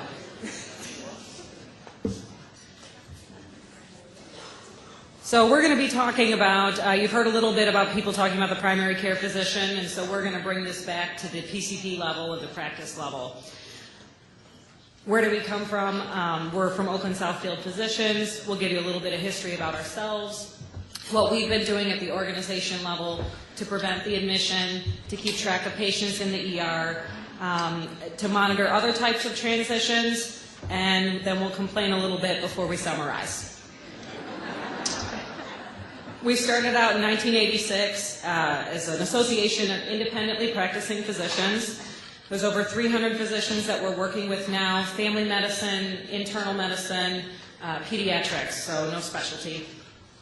We started out in Oakland County and our administrative offices are there, but we're now spread across 6 counties. So we've got some experience in urban, suburban, rural, different practice settings.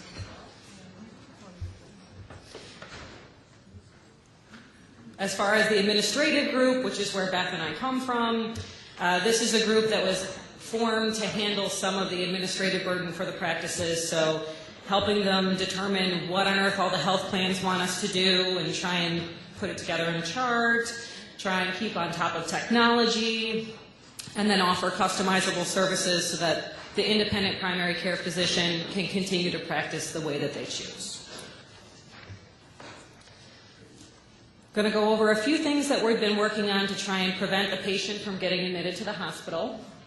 So talking about our patient-doctor relationship and different aspects like medication reconciliation that are critical. The first part of that is going to be the patient-doctor partnership. So we've developed some brochures and educational tools to talk a little bit about that, building that relationship, what that relationship looks like. It goes over the responsibilities of the physician, because in a partnership there's two parts.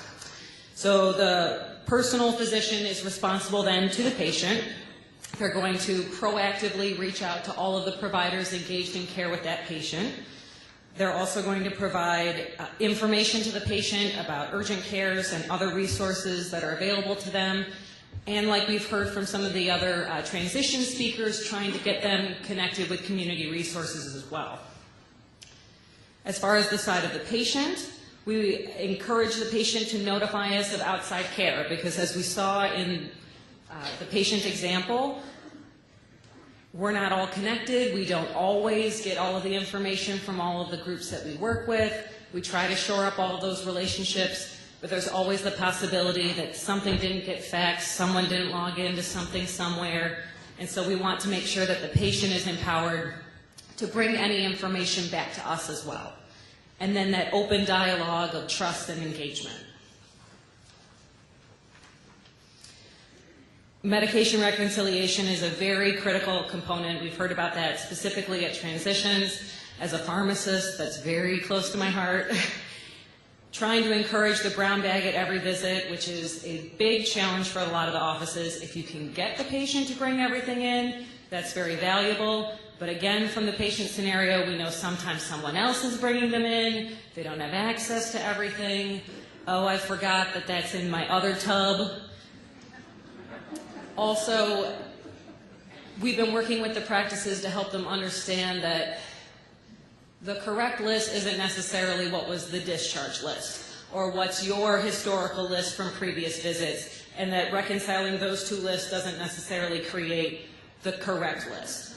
The correct list has to engage the patient, and it has to be what they actually take and not what they're supposed to take. So we've been focusing on that a lot with the staff to help document, yes, it's twice a day, but when do you actually take it? And no, I only take half because I wanted to see if it really worked, or if it did too much.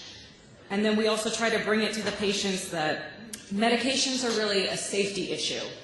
So again, talking about engaging with them, let us know if you're getting things from outside providers.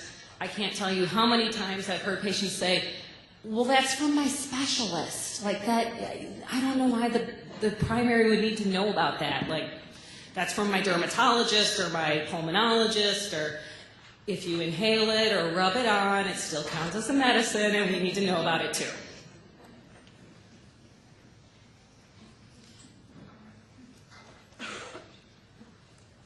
Another important part of preventing the admission is staying on top of the patient and making sure that they're actively engaged in their care. So we're doing that through planned visits, specifically around chronic diseases. So trying to keep on top of things, identify problems early on, engaging them in self-care so that they know, not just at the transitions level what their red flags are, but as an ongoing process. When are the times that you need to call the practice? What are the things you're able to do at home to monitor, and when we need feedback? An important part of planned visits is making sure that the patients have their labs done prior to coming in for the visit, so they don't just come in and we say, okay, well, we'll check your labs and then I'll find out whether or not your A1C is in control, and then we'll have you come back and I'll adjust your meds. So making sure that we have everything available in advance of the patient coming in to make a more proactive visit overall. We've been working a lot in the area of self-management. Anyone who's working with patient-centered medical home practices or practices that are working towards that have been working a lot on self-management goals as well. Working with practice-level population management and assisting the patient to take responsibility through that patient-doctor partnership and getting that improved relationship from that partnership. Tools that we're using for overall population management, since we've got over 150 practices or so, we're not a health system, so all of our physicians choose what types of software and systems they like to use. So we've got dozens, at least, yeah, of different EMR platforms that we work with, and then we collect the data back from them and use it to support them back. So we work with lots of different types of technology and registry systems and help those offices use the tools that they have and that they have selected to highlight services for patients. So highlighting patients specifically around chronic diseases to help them prepare for planned visits, ensure that they're following up on their patients, highlighting potential education needs, and then also incorporating preventative services and guidelines. So often those will be prompts in registries, or if you've worked with an EMR, there'll be prompts in EMRs as well. When we talk about things that we do to try and have the patient avoid admissions into the emergency room or coming into the hospital through the emergency room, we want to make sure that the patient has open access. So in the vignette, they talked a little bit about how the patient didn't know that they needed to get back in, but once they realized it, they couldn't even get into the practice because everything was booked up. And that's something that I've experienced in my life before I switched doctors as well, that you're sick, you need to get in, and everything's booked up, we can't see you for a week and a half to 2 weeks. So open access is important. Promoting partnerships that we have with urgent cares as well, and we'll be talking a little bit about establishing relationships. So talking about that open access concept, especially around the areas of patient-centered medical home, usually it's a focus of at least 8 to 12 hours outside of usual care. Some of our practices will alternate between the morning and evening openings so that you can get some of the people in on, say, Tuesdays and Thursdays after work, and then Wednesdays and Mondays we can get the people before they go into work, those types of things. And then that focus continually on trying to get that 30% of open appointments so that we can get those people who are transitioning into the practice to get medications reconciled, to get everything reevaluated, and an ongoing plan of care from the primary cares level. We've also been working a lot on trying to create partnerships with urgent cares to try and avoid that from going to the emergency room, what can be treated at urgent care, how we can facilitate transmission of that information back to the practices. So we highlight this information in the welcome letters that we had talked about. This is the urgent care that's closest to our practice, so if you're in this area and this is the practice that's closest to you, this is the urgent care, this is their phone number, this is how you can get to their practice. Sometimes we do that with posters in the offices. We were part of a study group that looked at some different types of educational tools and ways to avoid ER admissions, and we developed a poster about what's emergency room use versus urgent care, because that's definitely an area where patients don't necessarily understand what the difference is. An ER is an ER is an ER, isn't that the same thing as an urgent care? So sometimes it's an area of education and engagement with the patients to help them understand what's truly an emergency and what are those things that can be treated in an urgent care setting. And of course, if the patient does have to go to an emergency room, people fall off ladders, people get in car accidents, different things can happen throughout their life where they would need to go to the emergency room. We're focusing on creating an established relationship with the emergency rooms and trying to get information transferred as best we can. So preferring to get information from the emergency rooms afterwards, but also being proactive and providing information to the emergency rooms as needed. So if we understand that one of our patients is in then trying to provide that information proactively so that they've got more of a history. So as we know, patients don't, some of them aren't great historians. The caregiver may be a child or someone who's coming into the situation and doesn't necessarily have everything chronologically in their head exactly what's going on with mom. So we try to make sure that we're supporting the other providers in our provider community as best that we can.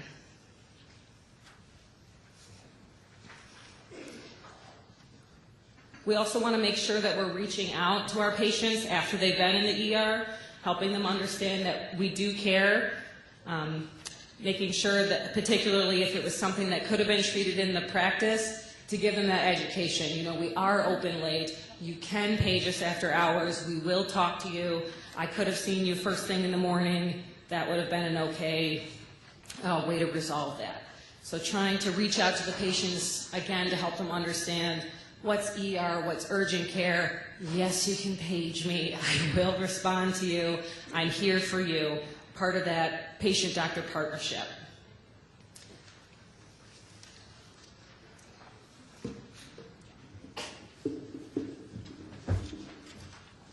So let's talk about what's going on in the hospital. You guys are doing a great job. We love it when, let's talk about the effective transition required between my provider and the hospital. Let's talk about the effective communication on the admission transition, and let's talk about the effective communication appropriate for a successful discharge from the hospital. The offices are responsible for admission transmission. My providers have EMRs and they also have registries. Every patient, most of my patients get patient summaries of their visit every time they come in. Yet we need to start educating them on taking them to ER visits or hospital admission. My doctors can also print up medication lists with their EMRs and their registries, and also e-prescribing. And most of the time, my physicians also are accessible by phone. I know some of the office staffs can be a little crusty, but it's developing those relationships. The hospitalists are getting better with this. The hospitalists notifying my doctors of admissions and notifying them of additional information. I have one hospitalist that texts one of my physicians, which this is a page which I'm so excited because this is what's happening at the present time. You guys are getting timely with the notifications of the discharge. My discharge summaries are coming over to my doctors, and we're making those appointments while they're in the hospital, and they are keeping the appointments. Sometimes they may reschedule, but at least they're keeping the appointments. Post-discharge, what we're doing in our organization is we've developed a transition plan visit policy. What it states in this policy, and I'm getting a little loud because I'm getting excited, is it tells what the office staff needs to do pre-visit. Maybe get some labs done. Maybe call them up. You need to bring your medications in a brown bag. You know, you need to bring all that discharge paperwork with you. Then it also states what they need to do during the visit, go over everything, make sure appointments and testing goes smoothly, and then at the end, hook them up with community resources, if at all possible. This policy helps to keep things standard, and it ensures that the office knows what's going on. And we tailor it so it's generalized. So if the offices want to customize it, they can go ahead and customize it. Let's talk about other transitions, because this is I think we're shoring up the holes for hospital transition, from hospital to all the other, to SNFs and to the office. The offices for us are a little bit laxed in the other transitions. Those transitions from here to Florida, you know, our snowbirds, from the offices to skilled nursing facilities and home care agencies.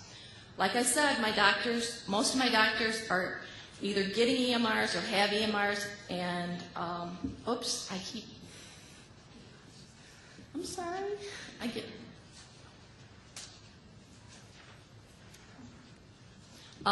my doctors have EMRs, and they also have registries that they can print things up. And usually when the patients are leaving for Florida, they print them up a summary, and they can take it to their doctor down in Florida. They can also do patient medication lists.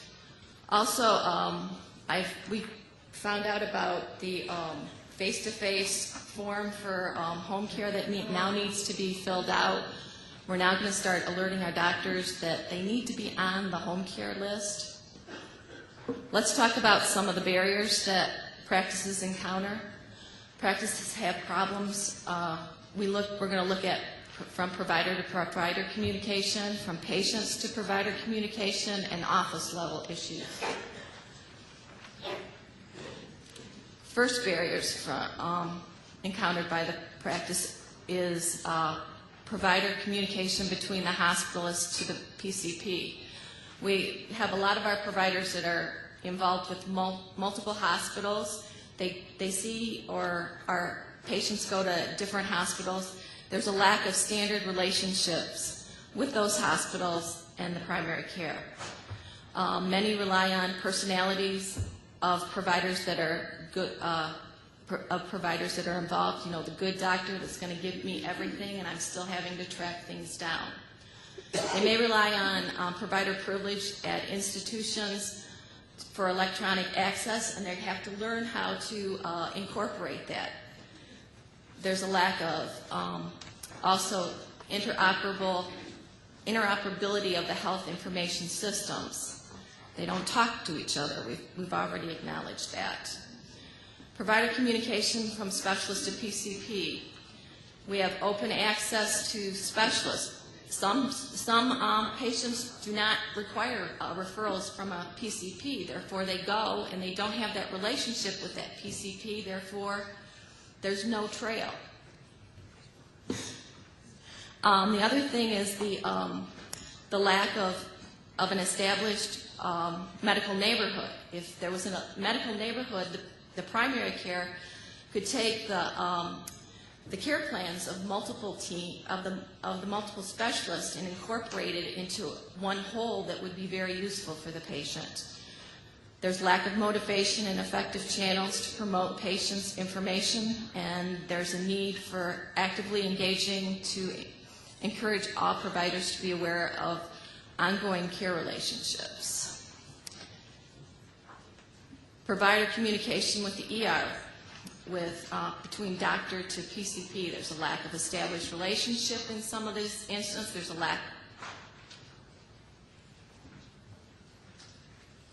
a lack of data engagement from ER to PCP, and there's a lack of just not talking. Let's talk about the patient and provider communication, not declaring a PCP. This is one of my biggest gripes. We have commercials about medications on TV, yet we don't tell these patients that they need to declare a PCP. We need to say you need to have a primary. Where's your home base going to be? Where are we going to be able to disseminate all this information to everybody? Also, we have problems with information logging on with internal facilities. We had a facility that just went to a new EMR, and the primary care wasn't wasn't noted on the record. Therefore, we couldn't proceed with making the appointments. It was resolved. Everything's fine. Another barrier is patient communication, not valuing the importance of an annual and planned visit. A lot of these patients feel like it's a chore. Why am I coming in? I'm wasting my time.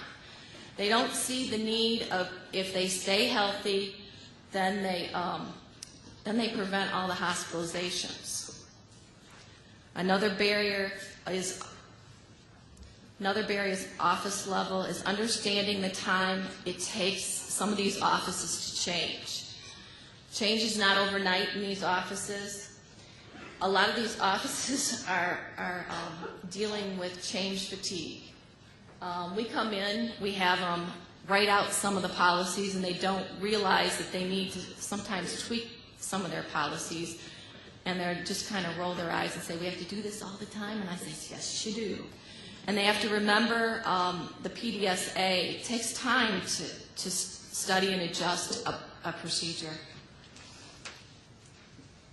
Lastly, the offices deal with reports. A lot of the health plans give us data.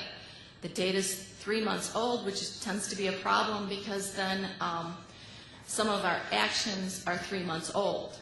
Also, you see here on the medications, we do get medication information, but those nice $4 medicines that you get from Meyer and the rest of them, they don't get reported. If they don't get reported, then when we write reports up on persistence and on persistence and just on branding, they don't get reported. The doctors don't see them. So these reports are more of a tool than anything else for our doctors.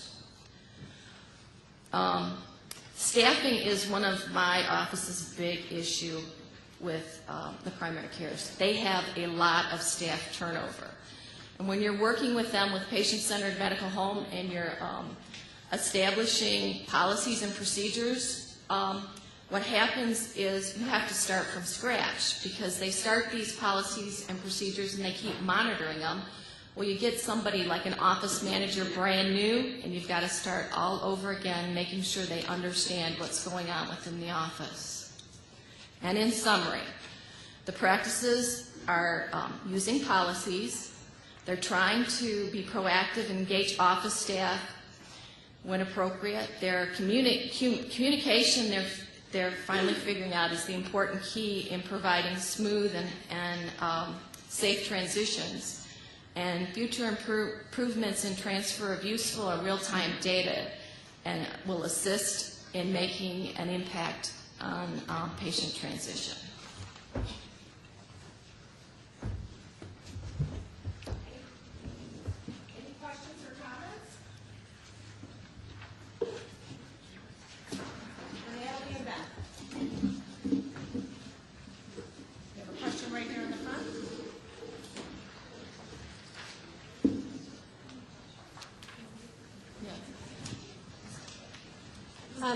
For the communities, I think there's a lack of understanding of who to contact with the primary care office in order to address engagement or to attempt collaboration. So if you could just give us some tips on how to best access the primary care and who would be the key point person if you're working to collaborate on care transitions.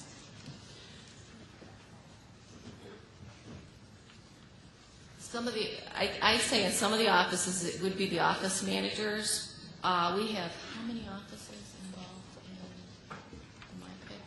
13. We have 13 offices in MyPIC, and that's where we're putting care managers in the offices. So, and our encouragement to those care managers is start to know your hospitals and get involved in the care managers with the hospitals. I mean, I didn't mention the MyPIC program, but we are involved with that too. I think that sometimes that's something that the physicians organization is trying to take on more, is reaching out to the other partners in the group, because it'd be very difficult to reach out to all 300 of our physicians individually and say, you know, this is who you should call when a patient is transitioning, and this is who we should talk to at the office, at the hospital. So that's something that we try to be involved in as well. From the system side, obviously, it's delineated through the system. But sometimes for the individual docs, they might be involved in an organization.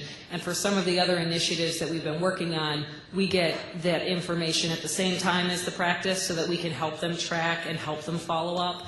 So we try to make sure that we're reinforcing and trying to catch the patient as well.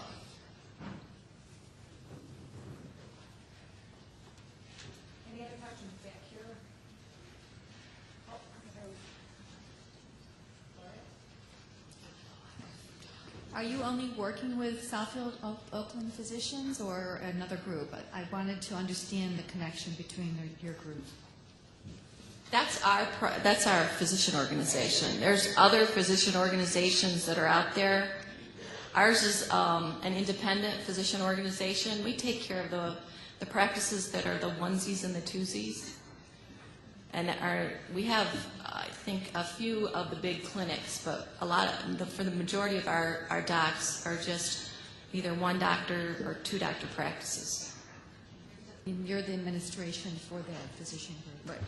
And that 300 physicians in that group, is that? Approximately, yeah, about 152 practices. So if you divide that out, we've got a lot of ones and twos.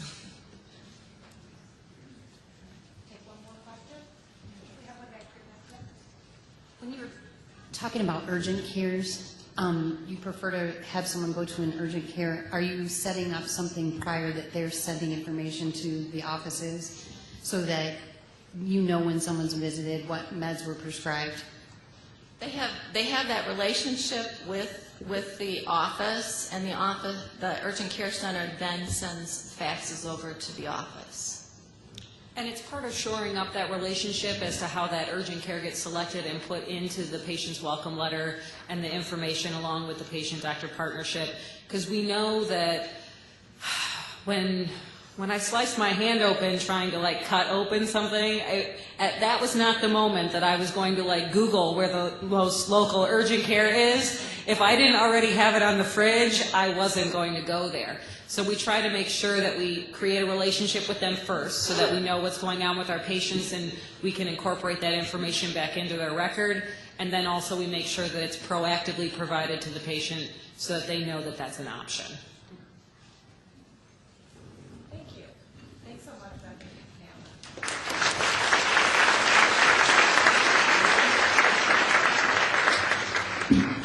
So we have two text polling questions that are going to pop up on the screen. And so the first one is, the information I receive from other providers about a patient's care is always timely, complete, and relevant, frequently timely, complete, and relevant, sometimes timely, complete, and relevant, or never timely, complete, and relevant. So I'll just give you a few moments to pull out your cell phones and answer that question.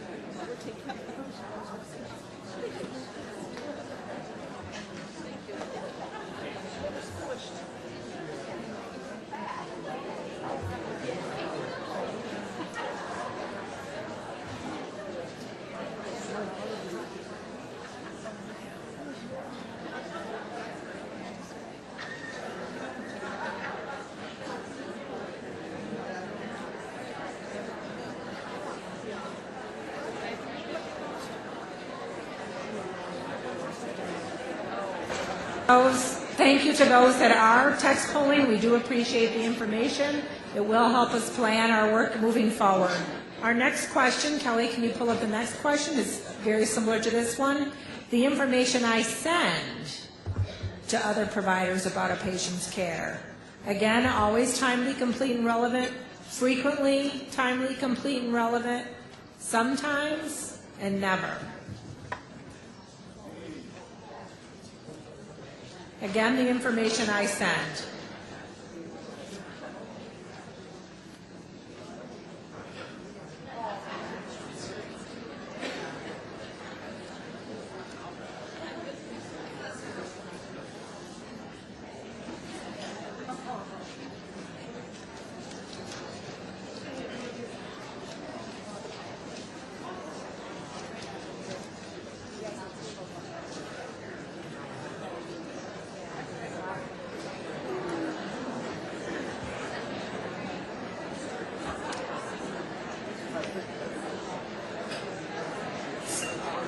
So we'll go ahead and get started with our next set of information from Mrs. B's daughter.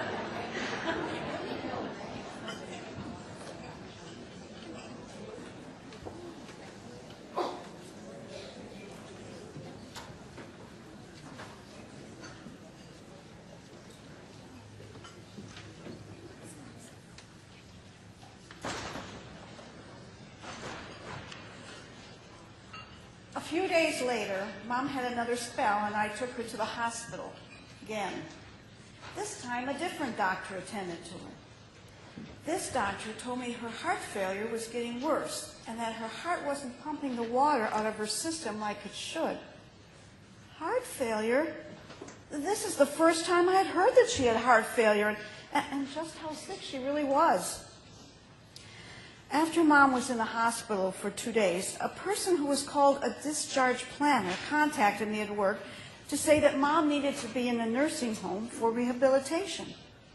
I asked if she couldn't just go home and have a home health nurse. She said, no, Mom was too sick to be home, and that the nursing home could arrange these services when Mom finished rehab and was discharged. Well, she gave me a list of places that Mom could go. I didn't know where to send her. I didn't have time to visit this whole list, so I just picked one that was closest to my home. I told Dad that Mom was going to be gone for a couple more weeks to get stronger, and then he would need to have to stay with us. Mom was admitted to the nursing home on a Friday afternoon. When I visited her, she seemed to be pretty distraught and uncomfortable and complained of a lot of pain. Well, I spoke to the nurse, who said there wasn't any information about the pain meds in her chart. But I knew she had been given something while she was in the hospital. The nurse said we would have to wait for a doctor to come in on Monday to write her a prescription for something to manage her pain.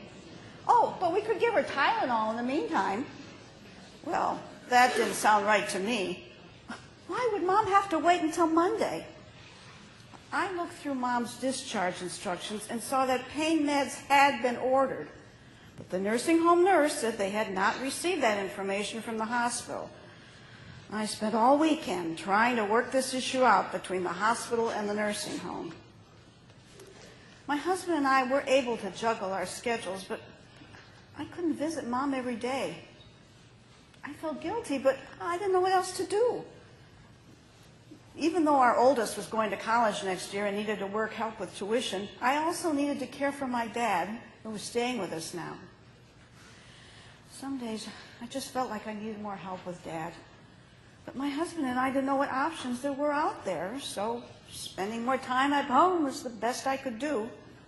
I was worrying more and more about my dad every day. Being at my house was confusing to him, and he just couldn't understand why he was there and not at home with Mom. At the same time, Mom seemed to be doing better in the nursing home. She was going to both physical and occupational therapies and seemed to be getting stronger. But she worried about Dad and wanted to be home. She also missed my kids and being head chef in her kitchen. She just couldn't wait for everything to get back to normal again. As ashamed as I was to admit it, neither could I.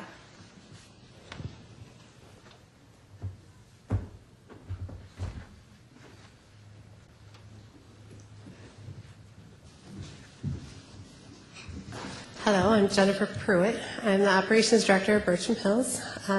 Bertram Hills is a retirement community in East Lansing, so luckily I didn't have to drive too far this morning. In our retirement community, we provide assisted living, memory care, long-term skilled nursing, and also subacute rehab. So we kind of cover the gamut. The other hat that I play in the Lansing area is that I am currently serving as the president of the Chronic Disease Management Collaborative, and that is our Lansing area Care Transitions Collaborative. And I just want to recognize everyone from Lansing because I'm so impressed at how many people from our collaborative are here today. So if you are, if you attend the collaborative or if your organization is part of the Lansing Collaborative, can you just stand up for me?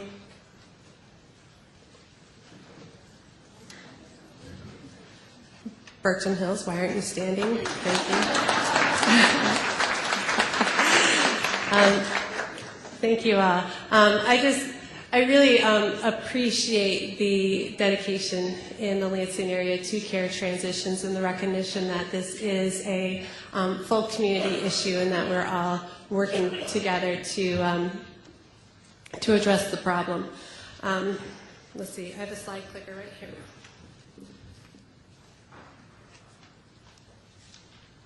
slide clicker. There we go. So the problem, this isn't news to anybody, just a review if you forgot why we're here. That 1 out of every 5 Medicare beneficiaries discharged from the hospital is readmitted within 30 days, 90% of which are unplanned and cost Medicare lots of money. So if it's costing Medicare lots of money, it's a problem. We need to address it. But what does that have to do with the skilled nursing facility? Because this is the hospital problem, right? It's the hospital. They'll take care of it. SNFs, all my SNF friends, go ahead and raise your hand. Not just Lansing, but everybody. Love it. Thank you. Thank you, SNF providers, for coming out today and recognizing that you have something to do with the problem, but you also have something to do with the solution. I'm pretty sure you have a lot to do with the solution. So, the most recent data I could find is 2006. That those who are discharging from the hospital and going to the skilled nursing facility and then returning to the hospital within 30 days accounts for about 20% of the unplanned readmissions, which is a cost to Medicare of about $3.4 billion. So the SNFs have a lot invested in this. Who's going back to the hospital from the skilled nursing? So the top 5 diagnoses, and this is not a surprise to anybody. Congestive heart failure, respiratory, urinary infection, sepsis, electrolyte imbalance. These are the drivers of return to the hospital, and I'm sure this is not a surprise for anybody who's working in a skilled nursing facility, any doctors who are rounding in nursing facilities, and any ER physicians that are seeing people return from the nursing facility, that this is primarily what we're seeing. We're seeing infection, we're seeing heart failure, respiratory issues, seriously critical right now if we could get that under control. So that's what's taking them back from the skilled nursing to the hospital.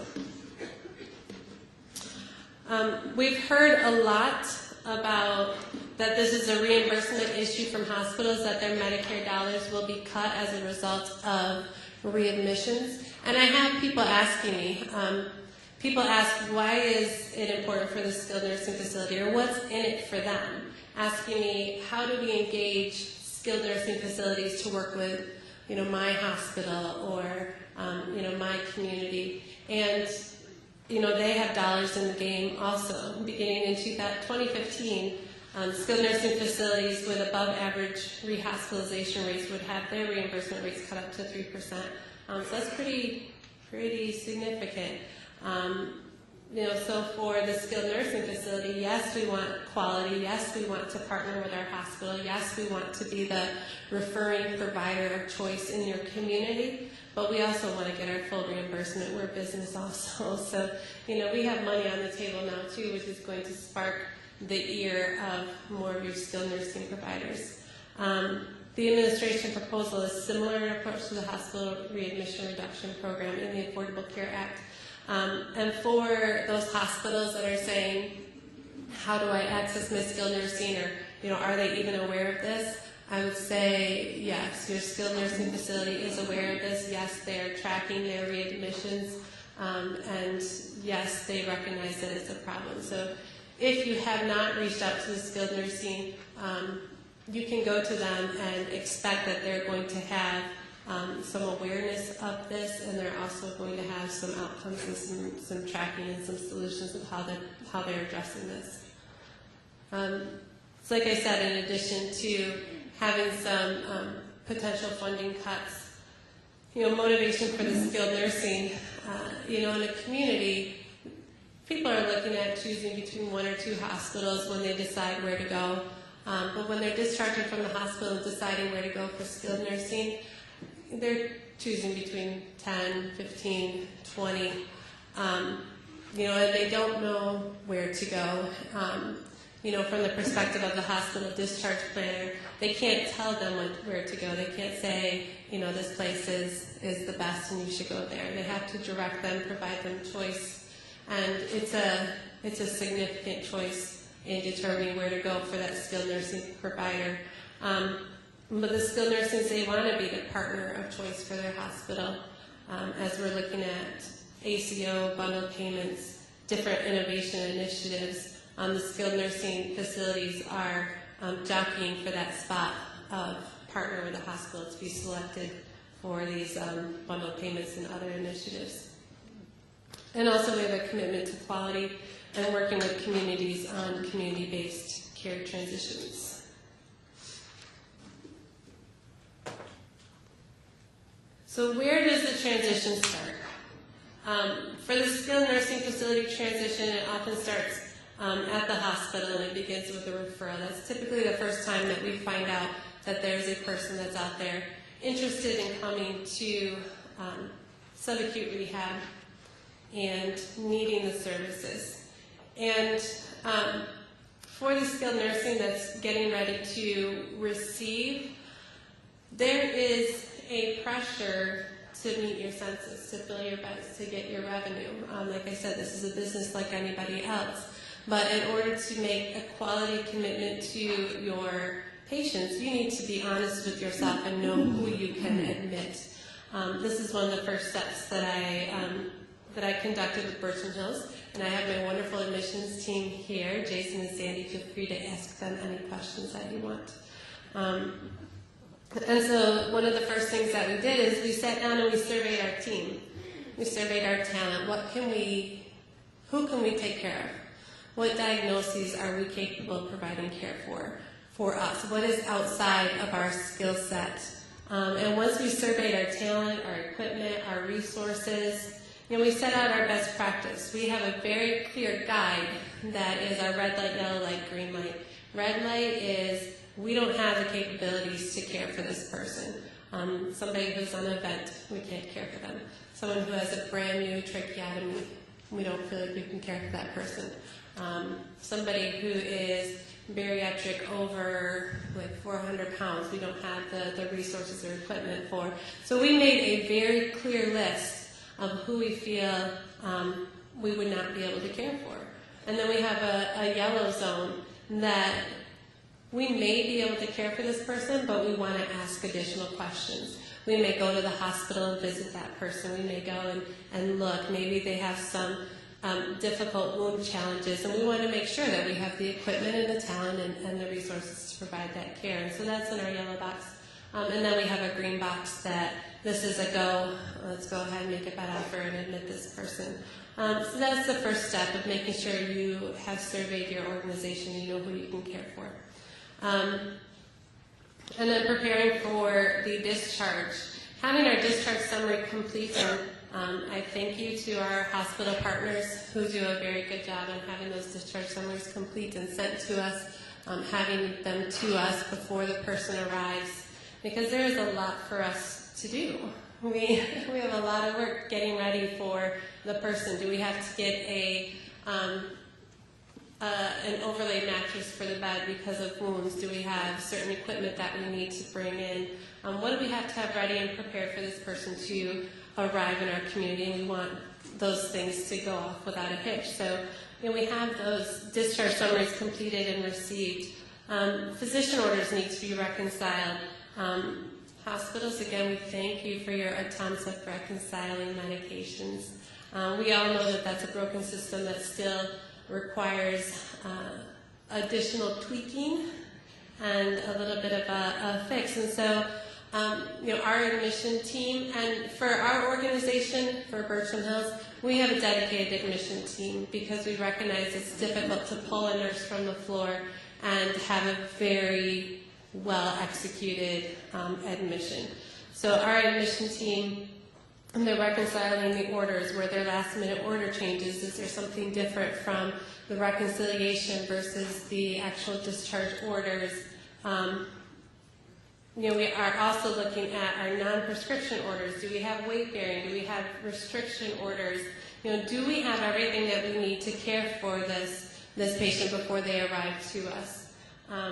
Communicating special needs to the receiving skilled nursing facility. So this is another thing for the hospital to really help us by communicating those those special needs of what we would need to do, what we need to be aware of, that this person has some safety concerns, that this person has some behavioral issues, that this person tends to fall at 3 o'clock in the morning. These are the information that has been learned by the staff in the hospital is very helpful for the skilled nursing facility on the receiving end.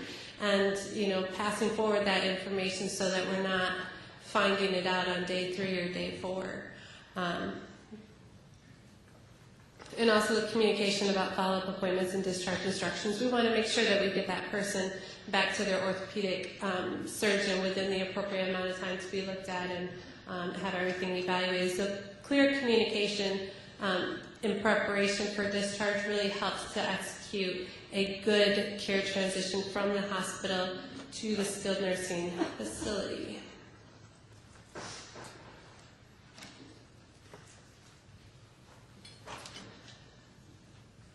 So as we prepare to receive the person, we do communicate our bed offer and our acceptance, and we prepare for our handoff.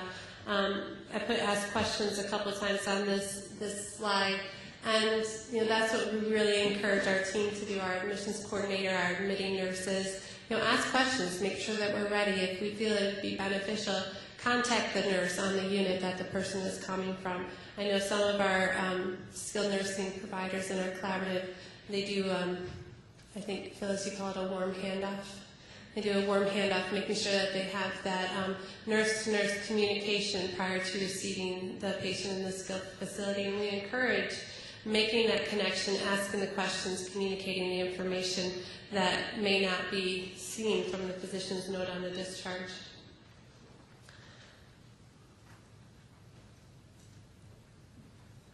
Medication reconciliation, I brought this up a little bit, but this is certainly a process for us in skilled nursing of looking at all the data that we receive, reconciling it, and then as that patient leaves the hospital and comes to us, our physician now takes ownership of that patient. When we call them and say, we're admitting Mrs. H at 2 o'clock today, and I have this med list, and will you approve it for me? I know you don't know them. And these are the medication discrepancies that I saw on the H&P and on the reconciliation and on the orders that I got. But will you please sign off on them so I can get these meds orders? Because it's going to take 4 to 6 hours for the pharmacy to get those meds to me. And my physician kind of looks at us and laughs.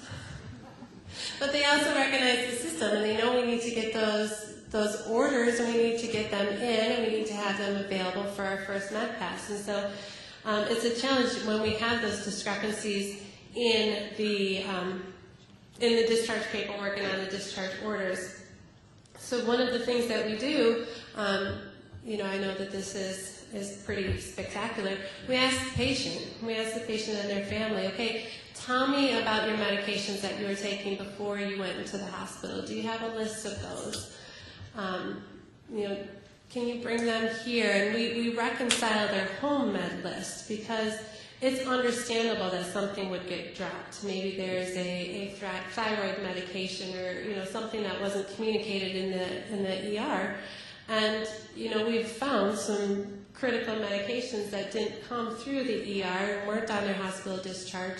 And so we sit down, we have a very well-scripted interview that our admissions team does of what medications were you on, what were you taking. We remind them to go through their diagnoses. I see you have high blood pressure. Do you take anything for your blood pressure?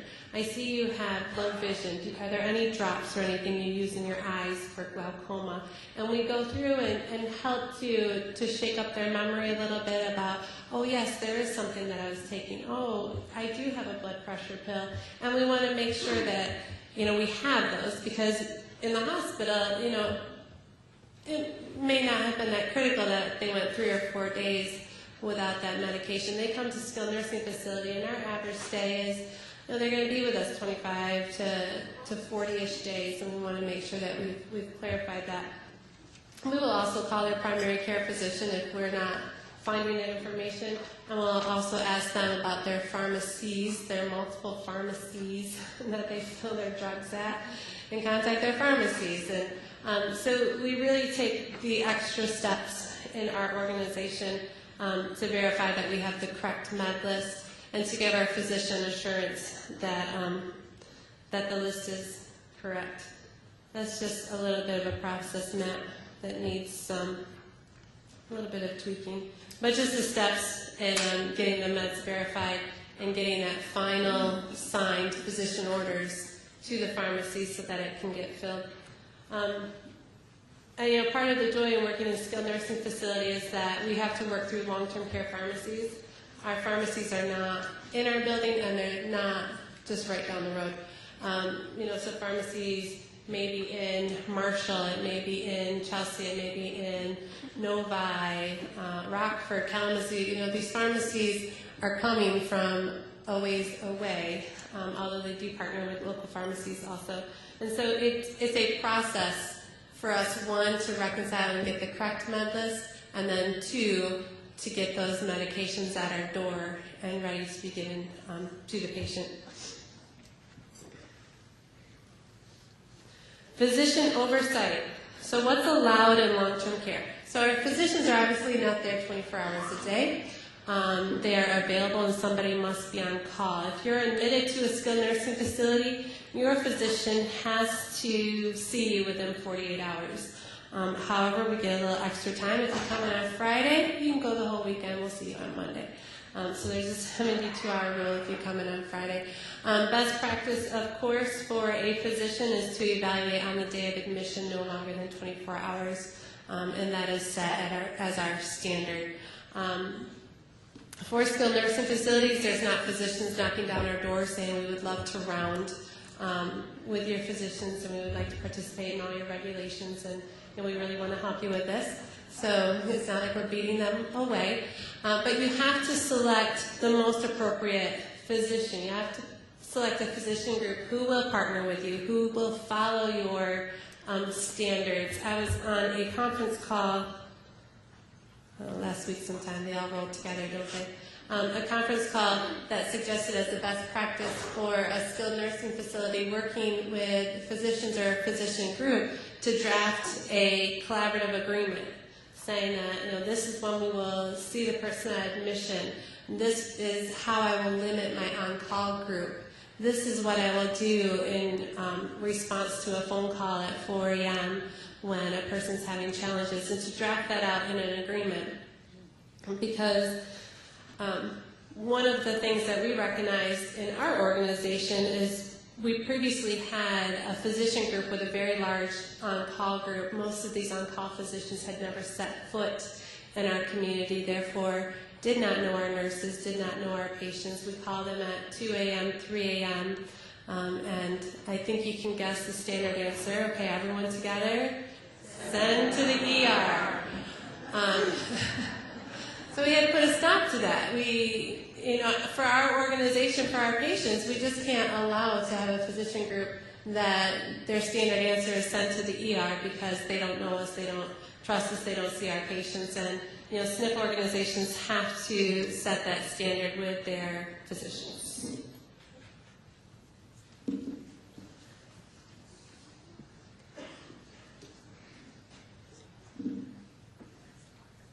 See, I'm getting ahead of myself. The on-call group is on the next slide. So your physicians must be dedicated to reduction of readmission. And there are many physicians that we work with that are, but they have to be, an understanding that it's important for them, it's important for their patients, it's important for the community, and they have to have a true investment in being a part of the solution for the return of skilled nursing facility rehab clients back to the hospital. And there needs to be an assurance of treatment at the right setting at the right time, 24 hours a day, 7 days a week. And there are many times where it's appropriate and it is unavoidable for a person to return to the hospital.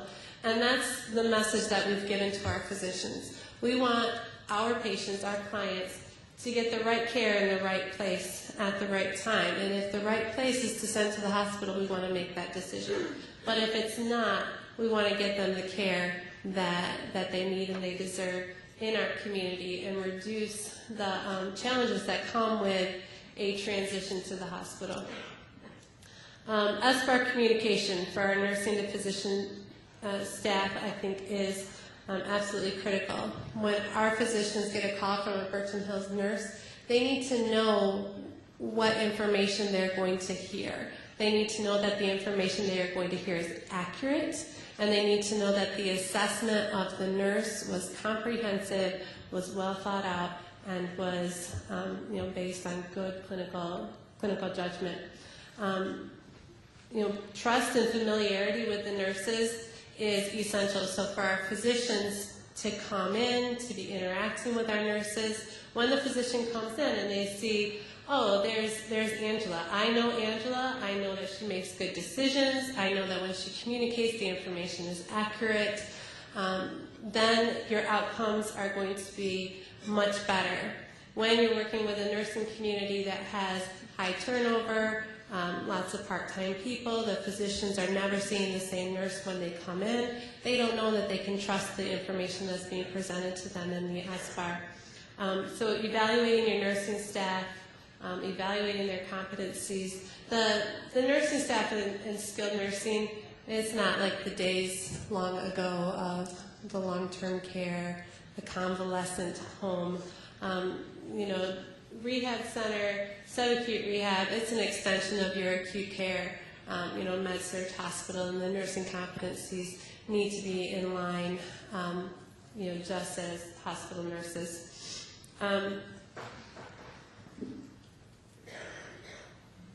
So the involvement of the patient and family. People are coming, first they're freaked out because they're told that they're going to a nursing home. They're like, holy crow. I said I would never go to a nursing home. And then they're giving their daughter a hard time. I told you never to bring me to a nursing home. And, so they're a little emotional about this transition, not realizing that it's not the convalescent home that they had gone to long ago, that they are going to more of an extension of a hospital, that it's a subacute rehab, post-acute care facility. And so first they have to understand that where they're going is different than a long-term care nursing home. So we have to involve them and we have to communicate with them. Part of nursing home rules is that we must have a family care conference within 14 days of admission. So that would be the standard. And that had been the standard in most nursing homes for a very long time, that you're there for 2 weeks before your interdisciplinary team sits down with you, talks to you, clarifies your discharge plan, and has a full team meeting about your medical record and your plan of care. For subacute rehab, I would say that that's just not adequate, although it would be a standard and it would be allowable in skilled nursing. Our standard is we meet with them on day 3. So, they come in at 6 o'clock on Tuesday night. They have all day Wednesday. We're meeting with them on Thursday. And that's a sit-down meeting with their nursing and rehab team. We clarify their discharge plan. We talk to them about their expectations. Because they came in either thinking that I could see the physician on demand, and I haven't seen him, or they come in thinking that our nursing ratios are 1 to 4, 1 to 5, and they could have that nurse whenever they wanted to. Or when they press that call light, that there would be a 10-second turnaround for somebody to be in their room.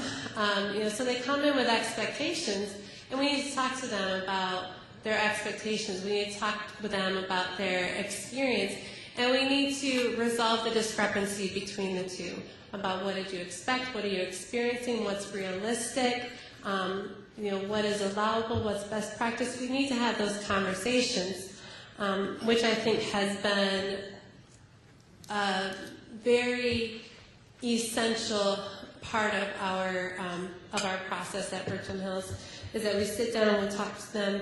They know our discharge plan. They know that they're not staying for 100 days. I have 100 days and Mom is going to stay here because I do not want her home for 100 days. and I am using my entire benefit. You guys have heard that before too. So we clarify with them about their Medicare coverage, about what's going to happen afterwards, about what mom's going to need, about what to expect, what to get ready for, and that's been very, very helpful.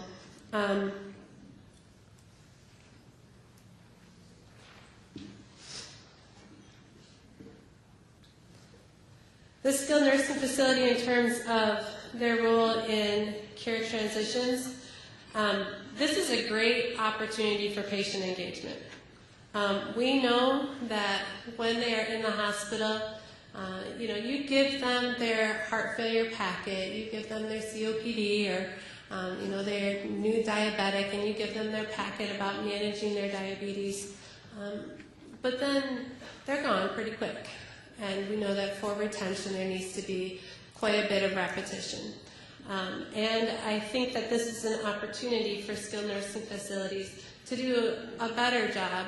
I'm not saying we're doing a terrible job, but I think that we can certainly do a better job with patient engagement and taking advantage of that opportunity while they are in our communities for 20, 30, 40 days, that we can really teach them about patient engagement, patient education, managing your chronic diseases, reinforcing the discharge instructions, reinforcing lifestyle changes, daily weights, taking your sugar, understanding your diet. This is a great opportunity when we have a captured audience to really teach them and engage them and motivate them to really understand their disease process. Also, the arrangement of post-discharge medical care. This also is a great opportunity for a transition to the next provider, and to line up what you've been doing to engage the patient to your home health community so that they can continue to reinforce that learning. What we have found, because we do post-discharge calls, we get someone set up with their heart failure pathway, their daily weights, they're doing all their things, and then they go home and they say, well, my home care company told me to do something different, or they gave me a pamphlet with different instruction, or I went to my primary care and they said I don't need to watch my salt intake. So as a community, it's important that the providers are in line with the information that they're handing out, with the just kind of lifestyle care management instructions that they're using, because it is very confusing when you go to different providers and receive different information. So that's been one of our initiatives in the Lansing area, is to attempt to have a consistent tools for education. Nursing assessment in skilled nursing. The nurses are the eyes and the ears for the doctors. Our doctors aren't there. They're not there all the time. They are there. They come in. But, the nurse must be highly skilled. They have got to be a generalist and really understand the comorbidities of what they're dealing with. Here's a little example of my made-up patient. But they admit into rehab for a recent ORAF of the right femur. So very cut and dry. They came in, we've got a surgical wound, we've got some weight-bearing restrictions, we've got some mobility issues. But in addition to that, we manage their pain from their surgery. But they also have chronic low back pain, and now they're immobile, and they have difficulty repositioning themselves. So now we got to manage that pain. We have wound care for their surgical incision. We got to check their skin because we could develop pressure areas, on their heels, on their coccyx. Because of this immobility, we've got to monitor their blood pressure or their blood sugar. This person may be diabetic. We have to involve their primary communication because they have a little bit of dementia. They're not quite a great historian. We have to monitor their safety because they're high risk for falls, and then assure proper hygiene and hydration to prevent UTI. I mean, there's for very simple ORIF of the right femur, there is certainly a lot that is involved in these clients. And without knowing all of that about your client, that is where we fall into challenges in skilled nursing. It's not generally their primary admission that's returning them to the hospital. They're not coming to us with CHF. They're coming to us with an ORIF of the right femur. And because we missed that somewhere in their history they have CHF, we didn't monitor their salt intake, and now they're going back to the hospital. So it is, crucial for our nursing assessment, our nursing competencies to be very strong. The nursing assessment is a combination of multidisciplinary input. It is how their performance is in PTOT and speech. It is what did the CNAs observe while they were doing their AM care. It is monitoring and trending their vites and their vitals and their weights. It is the psychosocial factors that are happening with their depression or their anxiety, their fears, their psychological factors. It is being able to capture their change of status proactively and communicate to the physician effectively. And this has been the challenge in long-term care, is that we saw a little bit of edema on Tuesday, breathing was good.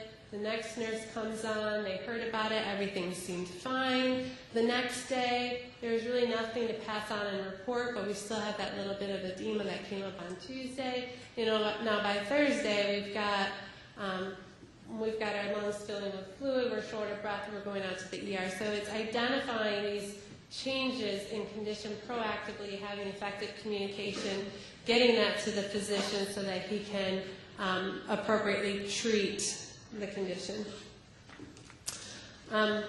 Palliative care. So this comes up often, where we'll see on discharge plan from the hospital that they had a palliative care consult. And then we see that, family chose subacute rehab. And so the palliative care just kind of gets pushed to the side. So what we're seeing is that, a person's been identified for a need for palliative care. They have, some chronic conditions that are progressive. They, have some needs for advanced directives. It's presented to them, but then it's presented as a choice. Would you like to have palliative services, and would you like us to refer you to hospice, or would you like to go to the subacute rehab? And that's really an unfair choice for our patients, because palliative care is not hospice. And I think for many of us, we are continuing to fight this battle, that palliative care is not hospice. That I can come to subacute rehab, I can continue to improve in my goals for rehab, and I can have a very well thought out palliative care plan so that people know that when I become short of breath, and when my COPD gets worse, people know how we want to intervene. We see this as our most frequent return to the hospital, and people going back to the hospital 3 and 4 times because nobody has that conversation with them about you can have a palliative plan of care, be at the nursing facility, and receive your rehab to achieve your goals. And so I really challenge us as a healthcare community and organization to really start looking at palliative care as not, the same thing as hospice care, and really help our patients to identify palliative care plans and make sure that care plan travels with them from the hospital to the skilled nursing, to the home care, to the primary care. And I think that this will be an essential improvement for our patients. I got an amen. All right. Hallelujah. Can I get a witness?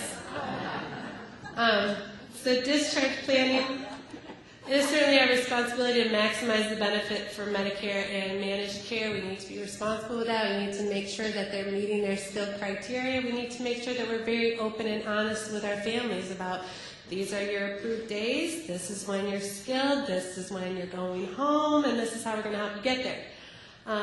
So complete client and caregiver education. We want to know who our caregiver is. We want to know who our care learner is. We want to know who's going to be coordinating things when we get out of the hospital. Because if we teach mom, but dad coordinates all the appointments and does everything, we haven't really accomplished our goal. We need to know who's going to manage the care when they get home and educate that person. Identify the appropriate supports and services needed after discharge. and coordinate that with our home care companies, our private duties, our area agency on aging. Schedule those appointments with the primary care. We go forward, we schedule the appointments, we let them know this is when you need to go, do you know how you're going to get there? We call them before the appointment, remind them that they have an appointment, take all their medications. And then we also make sure that we have our discharge summary faxed to the primary care office, have it faxed to the home health office so that our information is received by the next providers in line. And then we also identify the barriers, solutions for success, and communicate those on to the next provider. Following up with the patient, we call them on day 3 to make sure that their home care office or their home health provider came. If they didn't come, we call the home health provider, what's going on, what's happening? Well, we were there and they sent us home. Okay, well, I talked to them, go back. So we make sure that those things happen, reinforce their lifestyle choices. We contact them back before 30 days because they do have an opportunity to return to the SNF on that same benefit period if they have a need within 30 days. And I got the 0 time. And for my wrap-up,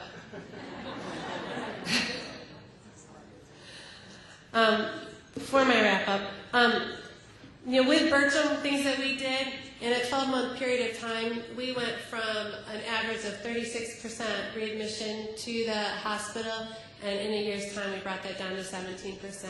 Through these types of initiatives. So for opportunities, coordinate your medications.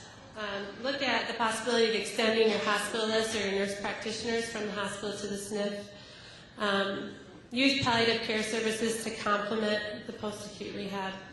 Coordinate your transfers to your home health and your PCP, and community establishing consistent teaching on chronic disease. So I thank you. My contact information is on my slides.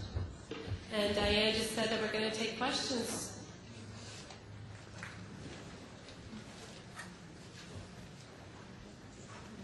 Again, just your slides were not available to us, so can we get them? Yeah, we'll make sure of that.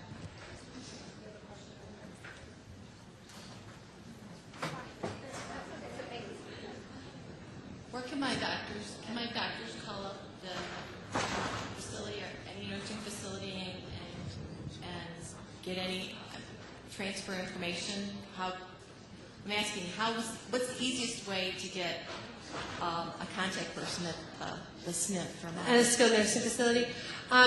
If you're contacting a skilled nursing facility, typically they have a nurse manager. So if you're calling about a specific patient, you can say, I'm calling about Jim Smith, and could I speak with his nurse manager? That's going to be your best clinical contact. You can always just call and go to the desk. You're going to get the charge nurse. You can also ask for your discharge planner for Jim Smith, and that's going to be a very central person that's going to get you in line with the right information. Thanks. Any other questions for Jennifer? Hi, Jennifer. Hi. Across the country and certainly in Michigan, there's a phenomenon that has been occurring, and that is increasingly patients are coming into hospital emergency departments. They presumably do not meet inpatient criteria. They're held in observation status, sometimes for several days. The physician says this patient needs some kind of treatment. They don't qualify for Medicare coverage because they haven't had a 3-day hospital stay. Mm-hmm. So what's the solution? The pressure's on. We do see this happening, and my friend Dr. Herring over there, he and I have had discussions about this. He's utilization review at Sparrow. If they're going into the hospital and they're put into observation, and then there's, hey, they needed rehab, it's a good chance to go back to utilization review and say, let's look at this case did they or did they not meet admission criteria? Because if they're needing rehab and a change to their discharge, there's a likelihood that they may have met the admission criteria. And we've done that a few times where we have a referral come to us about observation, and we push back and we say, can you relook at this case? Did they meet admission criteria? Can we get this status changed so that they can get their benefit? So part of the solution to that is having a really good utilization review hospitalist who will make sure that people get the correct admission status. Other than that is a challenge because they don't meet their 3-day for their inpatient benefit of Medicare Part A, and so then we're forced into, if they have Medicaid with a Medicare Part B, they can come into skilled nursing with Medicaid as a payer source and get rehab services through a Medicare Part B, so that would be an option, or certainly home health services in the home. Thank you, Jennifer. So before we queue up, we're going to queue up our next polling question, but I can't let Jennifer off the hook without just saying to her, thank you for all the great work you've done. Actually, Jennifer has been leading the chronic disease management work group in Lansing, and that is a group that we've been working with for a number of years as part of our CMS work. And the work that they're doing has actually been recognized not only at a statewide level but a national level. And Jennifer mentioned Dr. Herring, and Dr. Herring, who's from MPRO Hospital, along with Jennifer, had been acting as faculty for the CCTP National Learning and Action Network, and been working very close with those communities that have received 3026 funding. She's working very collaboratively with the CMS as well. So we appreciate the representation.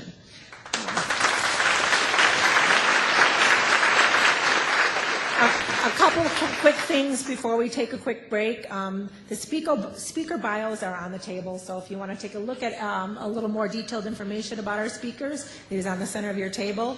CE information will be given at the end of the day, so please stay till the end of the day if you want to receive your CEs. We are now going to have an afternoon break. Please use the next 15 minutes to visit our vendors for the last time and make any phone calls, and we'll see you back in 15 minutes. So welcome back from break. We're going to get started here in just a moment, if everyone could take their seats. We're going to do the final segment of the Mrs. B story. Hope everyone enjoyed their break. We'll get started.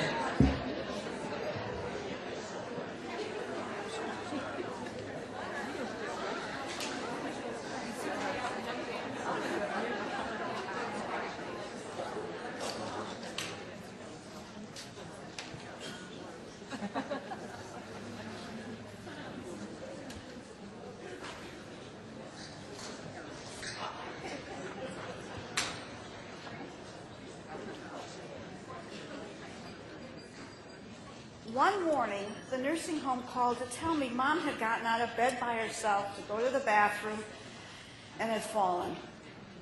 They wanted to be sure she hadn't broken her hip, so they were going to send her to the hospital. Oh, she also needed stitches for a cut on her forehead for hitting her head on the sink when she fell. So off I went again to the ER. After lots of tests, the doctor said Mom had an infection in her bladder, a broken hip, and was dehydrated. A surgeon and a cardiologist both came to see her. The cardiologist thought she was strong enough to have surgery to fix her hip, so Mom had her surgery that evening and was in the hospital for a week recovering. During that time, they had trouble keeping her blood sugar normal. Mom didn't have much of an appetite, and she slept a lot. And then it got worse. She ended up getting a sore on her bottom and her heels, and sometimes she even needed oxygen. So I was surprised when I got a call from the hospital that Mom was going back to the nursing home. After all, when I saw her the day before, she was still seemed weak and couldn't even get out of bed to sit in a chair. I visited Mom almost every day in the nursing home, and the aides told me she just wasn't eating well. She was very sad and just didn't seem to be getting any better. I was worried she was starting to give up. It took a lot of encouragement just to get her to sit up in a chair for a while. The only thing that seemed to make her happy is when Dad visited. He wouldn't stay very long. He would get agitated and want to leave the room. I knew this was hard on Mom, but the days I didn't bring him, she was even more depressed. The nurses said a doctor did see her and prescribed a plan of care, but he never talked to me about it. I had no idea what the plan was or how long she would be staying in the nursing home. She just didn't seem to be getting any stronger, and I started wondering if she ever was going to go home again. One afternoon at work, I received a call from the nursing home. They said they were sending Mom back to the hospital. By the time I got there, Mom was already in intensive care. I just wasn't prepared to see her like that. She was laying on the bed, all hooked up to all kinds of monitors. I called my husband to bring Dad. As I was sitting by Mom's bed holding her hand, a person came in to talk to me, with me. She said she was from palliative care and explained what that meant. "Is my mom dying?" I asked. She explained that my mom's condition was worsening and it was unlikely she would ever recover. She asked me if we had ever talked about what her end wishes would be and what kind of care my mom would want. I was stunned. I didn't even realize Mom was dying. No one had prepared me for what was happening. Mom died the next day. Looking back, I am so grateful that we were all with her when she passed. The story you just heard took place several years ago and is based on actual events. My understanding is that some of the issues the family faced have been improved, maybe even by some of you here in this room today. And that's great. Oh, there's so much more that could be done to improve the transitions of care that occur in the healthcare system today. Thanks for making a commitment to address these issues. You are to be commended for the work that you have done and for the work that you're going to be doing in years to come. Thank you.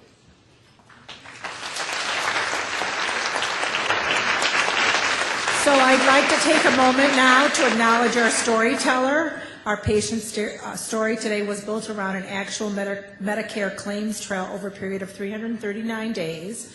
Much of what happened to this family still can happen today, which is why we're all gathered here today.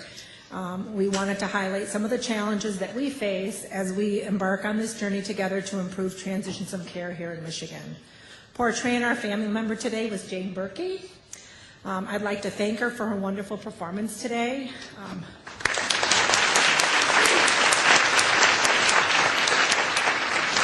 Jane volunteered to be with us today. She has been a member of the Grosse Pointe Theater for 39 years. She is retired and does nonprofit volunteer work, which we appreciate. She lives in Grosse Pointe Woods with her husband, Harry, who is also very active in the theater. Again, we want to thank both Jane and Harry for the wonderful work that you did here today. Thanks so much.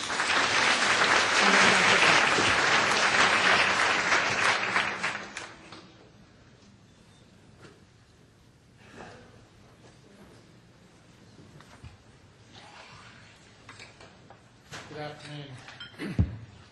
There's a little bit of problem being kind of the last speaker, but so I've certainly enjoyed other presentations, and I have to thank Jennifer for doing my introduction about palliative care. I'm going to be talking about palliative care of the congestive heart failure patient, because I think if we do this right, we can do almost anything correctly. So my objectives this afternoon include sort of bringing out in the open the changing itinerary with congestive heart failure, the fact that people have longer lives, they have longer deaths as well. And there are many potential detours along the pathway of someone with congestive heart failure, and that's ever-changing, particularly with more and more options for invasive therapies. We also want to recognize the highly variable nature of patient expectations and preferences. So it's very important that we inquire about patients' understanding of their illness and their prognostic understanding, and identify what the individual wants. Where do they stand on a a ratio of prolonging life versus focusing on more palliation. And it's extremely important that we periodically review advanced care plans. First, we've got to get them to make an original one, but periodically we should review to see if those still apply. And then finally, we'll talk very briefly at the end about how recognize how the role of chronic disease advanced care planning can have an impact on readmissions. I always like to start my talks when I talk about palliative care with the CMS definition of palliative care, because there's some things in that definition that I think is important to stress. Palliative care is not a euphemism for hospice, and I see that done a great deal. I think it's a disservice to the folks who do hospice care. It's a great disservice for us who do primarily palliative care. The definition of palliative care focuses on the patient and the family, and focuses on optimizing the quality of life by anticipating, by preventing, and treating suffering. It can be throughout the continuum of illness, and it addresses more than just the physical. And emotional, social, and spiritual issues are quite important. And it's very important that we think about patient autonomy, or we always talk about shared decision-making whenever we're in having discussions around palliative goals. Too often in my hospital, I get this response. I walk down the hall of the MICU and they say, oh, we've got this family, but they're not quite ready for palliative care. Well, that tells me immediately that that person doesn't know a thing about what palliative care is, and that person is probably equating palliative care with end-of-life or hospice care. And then I have some groups of physicians in my hospital who says, oh, I can't refer that patient to you because I don't have the family's permission. Well, there are many things that we don't go out asking permissions for a cardiology consult, permission for a renal consult. We just put them in. Why should palliative care be different? And I always like to stress how there's a difference between non-hospice palliative care and hospice. So non-hospice palliative care is appropriate at any point in a serious illness. It can be provided at the same time as life-prolonging treatment. There's no need to make a prognosis. And you don't have to choose one or the other. They can be done simultaneously. Hospice is that special form of palliative care for the end of life. And I'm sure everyone in this audience knows that it just takes two physicians to certify that the patient, in their best judgment, has a life expectancy of 6 months or less. And then there's always this insurance issue about giving up, under the Medicare system, giving up hospitalization benefit. We always get into the issue that Jennifer talked about, where patients want to utilize their skilled nursing facility days to have their room and board covered, but they really have the desire to have a more palliative approach. So there are some barriers to the hospice, utilizing the hospice benefit because of the way it's structured. It's very important that we have both palliative care and hospice active, because our culture is a culture that doesn't like the end of life, doesn't like to focus on it. We're living longer with chronic illnesses. We have this expectation that we're going to defeat death. We're less connected to the overall continuum of life. And then we keep making unprecedented healthcare advancements, and so people do have the opportunity to live longer. And we also are a victim of our fragmented healthcare system, that there's not that continuity that there used to be. And because there's lack of continuity, there's also lack of trust. And we make lots of mistakes along the way that really break down any trust that people might be developing with us. It's important to keep in mind what patients want. They want pain and symptom control as they reach the end of life. They want to avoid inappropriate prolongation of the dying process. but they want to be in control, and they want to not burden their families, and they want to have that final opportunity to strengthen relationships with loved ones. But they also have this abiding desire not to be dead.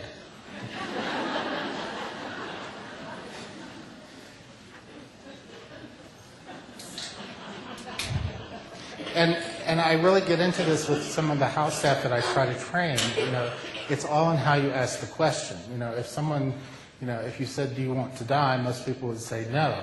And so it's not the time to ask that kind of question whenever they're, you know, the question is whether to intubate them to keep them alive or whether they want, but if you ask, people would really prefer to live. So this is the kind of one of the models to describe palliative care, where on the left-hand side, onset of an illness, most of that illness is treatment is directed toward fixing the illness or managing the illness.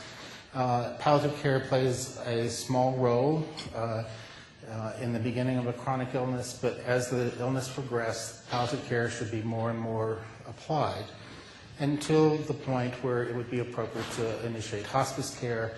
And then part of our mission in palliative care is also to help the family, and so bereavement is part of our model. Along the same lines, this is congestive heart failure.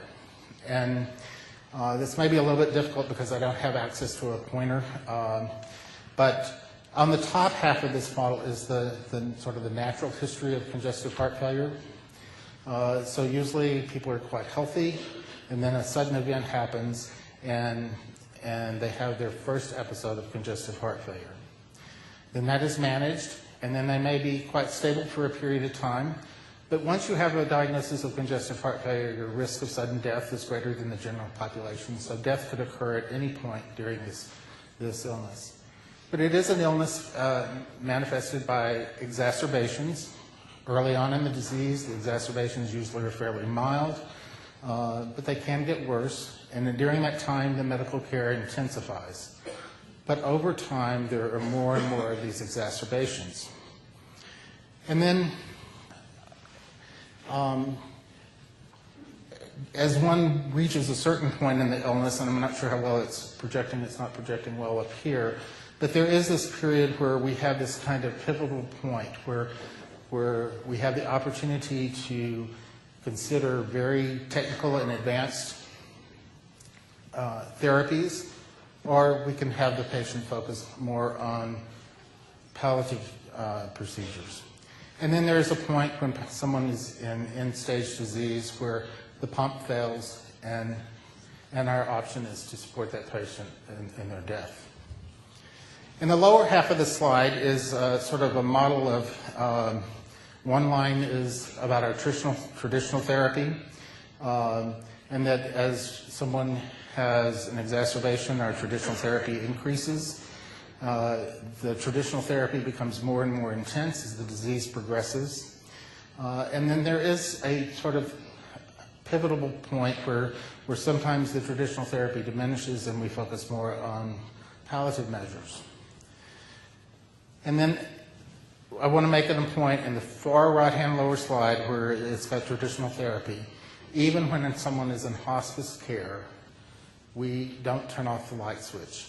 And I have a lot of issues with patients who are appropriate for hospice care at the end of life, and all of a sudden medicines that are providing them comfort, making their breathing better, their traditional treatments, if they're not causing problems, we should continue those because that adds to their quality of life.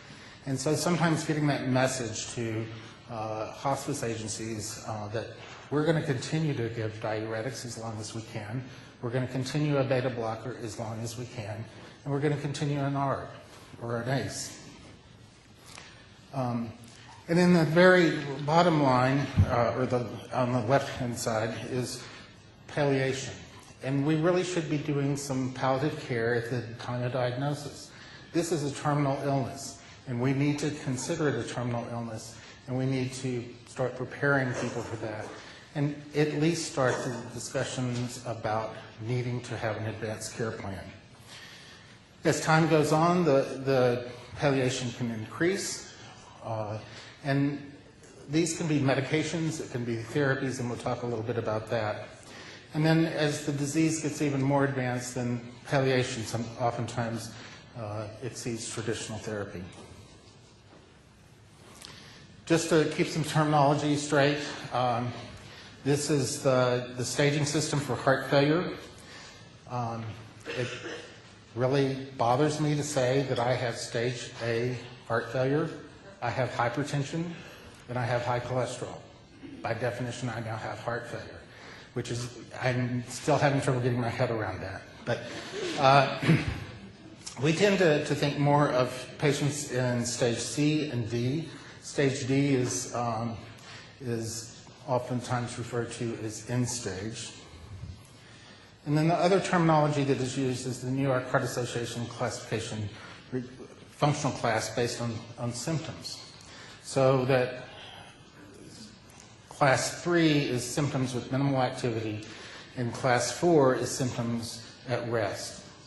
And most of us think of symptoms being shortness of breath or dyspnea, but if you read the definition, it can also be fatigue.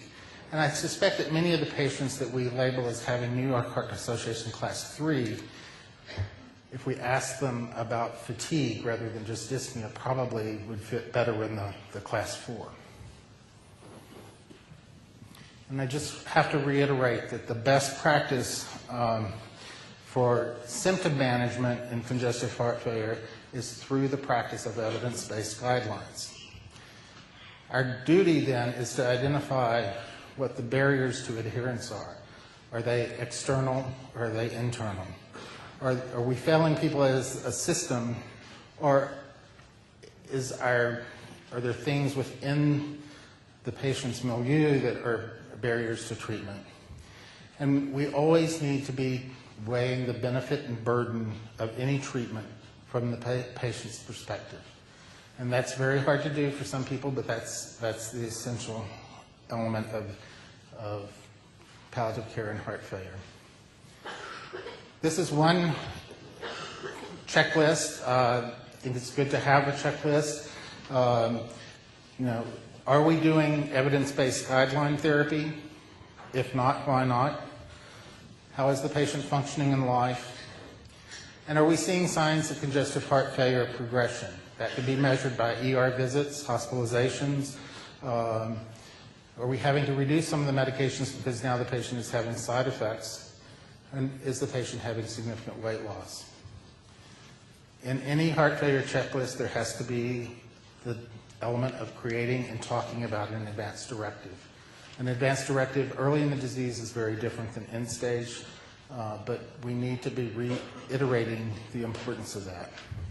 And with that also becomes plans for the future. It's okay to talk to people early on about whether they would ever want to have invasive therapies. We don't have to wait until there's a crisis.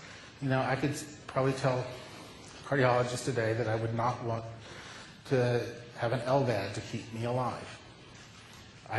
It's okay to talk about that whenever you're first talking about it, so that you don't wait too late in the illness to sort of have some of these invasive therapies. And it's very important that we talk about the benefits and burdens, and I'm not going to belabor this slide, but what I think happens frequently is that there's a lot of emphasis on the middle column, the benefits, and not much discussion about the burdens. And then there's also some guidelines that are out there that some cardiologists feel that they have to abide by these guidelines. And you don't. Those are guidelines. And you need to do it from a perspective of the patient. So there's some people that would never want to be resuscitated, but yet we put ICDs in them. And the only purpose of a defibrillator is to resuscitate you. So we're not having the discussions before we implant these $20,000 devices. There are some therapies that are quite helpful. for the particular person, putting in biventricular pacemakers and having the ventricles contract at the same time can make a world of difference. But not all people respond. The LVAD, we've had a lot of experience that with our former vice president, who's now had a heart transplant. If you survive these things, they're quite beneficial, but they do carry quite a bit of risk. So it's a matter of balancing that benefit and the risk. If, in general, though, that LVADs do have a survival benefit, and people feel much better on that if they have end-stage heart disease. The cardiologist I work most closely with says transplantation is like the lottery. We don't have enough hearts available, so we're not going to be able to do that many transplantations. And getting on the list and staying on the list can be a problem. And this is just a slide that I like to use because it sort of frames how we should talk to patients. And this uses the ICD as an example. So if we take 100 patients with heart disease, congestive heart failure, and they're appropriate for an ICD placement, over 5 years, 30 patients will die anyway. 7 to 8 patients will survive, will be saved by the ICD. 10 to 20 will have shocks that they didn't need. And if you've ever talked to someone whose defibrillator has fired, it's not pleasant. And then 5 to 15% will have complications. And the complications I see most often are infections. We're putting foreign bodies in people, and then if they get a bacteremia, it can set the stage for bad results. And then it's always important when we put these devices in, we should be talking about the option of when it would be appropriate to have it turned off. And it's easier to have that discussion when you put it in than waiting until the last minute at the bedside when someone is very, very ill to be having that discussion. Another therapy that is fairly popular is, but we don't do it too often, but we may be doing it more, is inotropic therapy. This is where infusions of cardioactive drugs, they're very helpful in relieving symptoms. They can decrease hospitalizations, but we have to tell the patients that their mortality is increased because they cause arrhythmias. They also can have infections associated with the lines. And we're looking at, when I found this slide, it was about $40,000 a year for this type of therapy. So when I talk about congestive heart failure and palliation, one of the things that we need to be thinking about is symptoms. And the symptoms we should be thinking about primarily are dyspnea. So this sort of reinforces something that we can tell the patient. The reason we harp on you about the salt and water that you take in is because we know that if we maintain good volume control, that you'll feel better. We should be using low-dose opioids much earlier than we do, or certainly more often than we do. It doesn't take much in the way of a dose of morphine or a morphine-like substance to give patients a sense of relief from shortness of breath. And we need to think about exercise. Exercise, when patients can do it, can be very helpful in relieving the sensation of dyspnea. Fatigue is something that, again, we need to sort of look at the whole picture, but something as simple as managing an anemia may help. But using drugs that we don't normally think about, things like Ritalin or methylphenidate to help with energy levels, and again, stressing the importance of remaining active. Patients with congestive heart failure frequently have pain. Oftentimes it's bone pain, so opioids and bisphosphonates can be helpful with that. And then these people tend to have coronary artery disease. You need to keep in mind that nitrates and even stenting at times may be a benefit. And we should never forget that depression is important to recognize and treat. And again, exercise may help that maybe as much as our antidepressants. So I'm going to shift gears a little bit right now because I want to talk a little bit about some of the barriers that we have. And one of the barriers that we have is prognostication. And physicians inherently don't like to be the bearers of bad news. So we give people false hope. And this is from a study in the Chicago area from several years ago where they took patients being discharged from the hospital, own hospice, and asking the discharging physician to say what they thought the patient's life expectancy is. And then they tracked patients to see when they died. And if you look, the majority of the dots are above the line. That means we were overly optimistic. The worst one, I don't know whether you can see it or not, but there's a patient who the physician said thought the life expectancy was 365 days and the patient died the next day. But in general, only 20% of the time were we accurate, and 63% of the time people were overly optimistic, and 17% were overly pessimistic. I use this when I teach internal medicine residents sometimes because although there was no statistical significance, there were certain trends, and general internists tend to be the most pessimistic. And so we need to recognize that in ourselves, is that we tend to be pessimistic. And of course, the oncologists need to recognize that they're overly optimistic.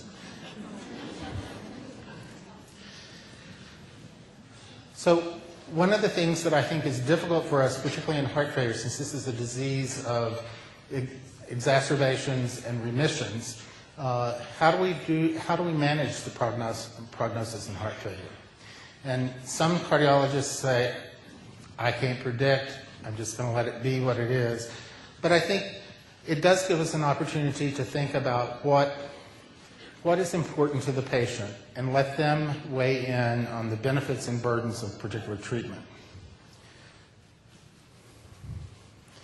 And it's important that we stress that it's not just survival, that there are costs and burdens to our treatment, and there's certainly the financial cost burden, but there are also the emotional and social burdens of treatment. And then there's the importance of at what quality is that survival. So we need to identify for the individual what outcomes are really relevant to them. So one of the tools that we can use to try to help us in this prognostication is the Seattle heart failure model. This is something that you can go online, you can plug in data, and you can get some information about what your patient's survival might be. It also gives you the opportunity to see what would happen if you did some therapy. So if you added spironolactone to the medication regimen, what effect would that have? And sometimes it can appear to be quite dramatic. My cardiologist that I work closely with feels that this is really the best tool for a stable office patient and not in the setting where I normally see patients, which is in the hospital. And so in our hospital, we're trialing the use of this model called EFFECT. It's from Canada. And it allows you to plug in data that's readily available when a person first hits the door, plugs in some comorbidities, which the Seattle heart failure model does not have, and gives you some data as far as what is the 30-day mortality and what is the 1-year mortality. And so in our institution, we're sort of in the beginnings of trying to come up with a palliative care approach to patients with advanced congestive heart failure. So we're starting to get consults when patients are in the 2 highest risk categories. It actually has been a pretty nice tool to say, because it's in percentages, you can share with patients that if I had 100 patients like you, 12 of them would be dead in 30 days, and 60% would be dead in a year. I don't know where you fall on this, but it does give us time to start thinking about what the issues might be.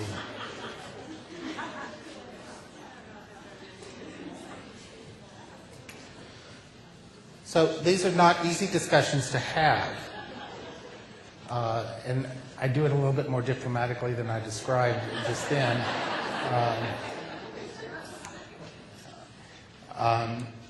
But honest conversations are essential.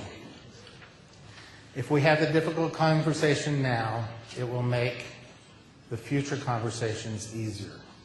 It's much better to have a conversation when someone is relatively healthy than whenever they're approaching the very end of their life. We talk a lot about in medicine about shared decision making, and that has to be something that is repeated over and over again. You can't inform someone at one time and think that that's the end. Prognosis is like weather forecasting. We could say it's always sunny in Michigan, but we know that it's not. So we need to be honest, but also be honest that this is an estimation. And then we as clinicians ought to take some responsibility as when end of life is approaching. If we've developed a plan, a strategy over the years with these patients, we ought to take the responsibility of help carrying out an appropriate plan based on the values and goals that the patient has expressed over time. So when we have these difficult conversations, there's some roadmaps that can be used. The important thing is letting the patient or the family members speak. We don't go in and let me tell you about your disease, tell me about your hopes, your biggest concerns, your fears, and what is important that we avoid. And then we need to take that information and help the patient tailor a plan based on the benefits and burdens, and to acknowledge that there's always going to be uncertainty. So this sort of gets back to where I started with that congestive heart failure natural history slide. There is a point where many people cross over, where their desire for prolongation of life is trumped by their desire to have more comfort and a higher quality of life. And it's our duty to help them recognize whenever we've crossed that line. And how do we do it? You know, people want to live a long life, but it's part of our skill is to work on how do we transform hope. False hope, I think, is extremely cruel, but there are ways that we can take people's hopes and dreams and help them make realistic goals. And how we do that can greatly experience how that patient's life ends and their relationships with their families. And we should always remember that there are strong positive benefits for any time we let go of unrealistic goals. And helping patients get to that point can be very helpful. So in trying to reduce readmissions, I think the thing that we need to do is recognize where have we failed the patient? Has it been our failure to follow treatment guidelines? Have we not identified the barriers to adherence to the plan? And when are we entering the end stage of disease? We need to identify the desired outcomes from the patient's perspective, not ours. And we need to learn to listen to the wisdom of patients and families who are actually living the disease. And I want to close with a quotation from one of my colleagues who I had the privilege of training with a couple of years ago. And it really stresses that we ought to be in the business of relieving suffering, that particularly in something like congestive heart failure, we're not going to cure this. And we need to not subject people to undue suffering and our desire to do everything possible. So we've got to remember that the person in the room with us. Questions for Dr. Craig? Got one over here, Julia.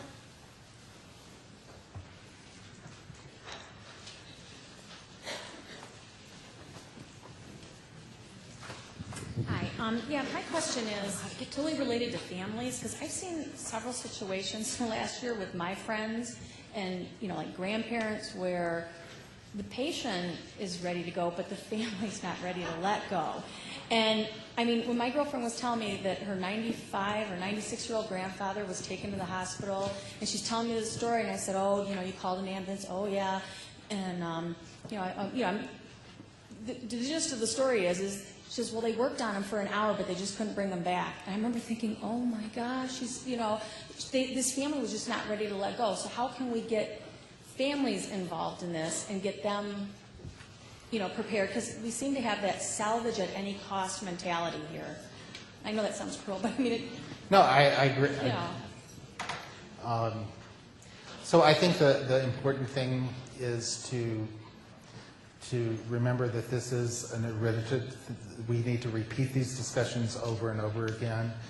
And in a situation like that, I would feel it was my duty, or anybody in the healthcare system, to help the grandfather, help him get a voice in the thing, and give him some reinforcement to let him speak his wishes, and then be able to remind family members whenever we're at the end of life that remember when he did. Now, in our fragmented healthcare system, that's difficult, but if we are doing, working more at trying to do community advanced care planning, things of that nature, hopefully we will get more comfort in being able to listen to the person. If I were in that situation, if I was the person, and if I knew that, if I knew that that's not what the patient would want, I would see my duty as a physician to get on the bully pulpit and make sure that we didn't do something that was wrong. But it's a problem, and I think it has to do with our culture of not wanting to die.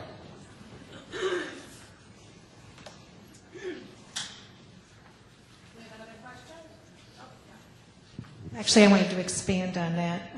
We're from Hospice and Palliative Care Service, and two things. One, just to comment that I say that daily, if all we had to do, all of us had to deal with just the patients, this would be a cakewalk.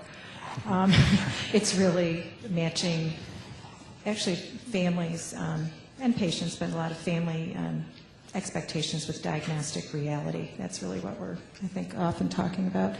And just to give some hope to this movement, no matter whether we're on how far upstream we're talking, whether it's palliative or hospice, that it's been, I know our experience since 1998, and the needle has not moved much in terms of when we offer patients and families and caregivers the opportunity to sit down with a supportive environment, with people who will listen and will talk. That 80, and it's not just one conversation many times, but when we afford that opportunity, when we create that opportunity for support and address people's real needs and fears, get them to that safe place so that we can now start talking about making a real plan, that we find that 80% of the time, when you provide that kind of support that we're all talking about, 80% of the time, families and patients will choose the palliative route. And that needle hasn't moved much since 1998. So it's now front and center. Now hospice and palliative care has an opportunity to be really mainstreamed and part of the solution that we're talking about. So I think it's very hopeful that for every 10 phone calls we get, and we sit down and talk with people, that 80% of the time, with that support, that they will choose the palliative. So we have a lot of work to do, but it can be done. It can be done. And I think part of our job is in the world of palliative care is listening to what the patient and family want, and with our knowledge of the healthcare system, how do we create that for them?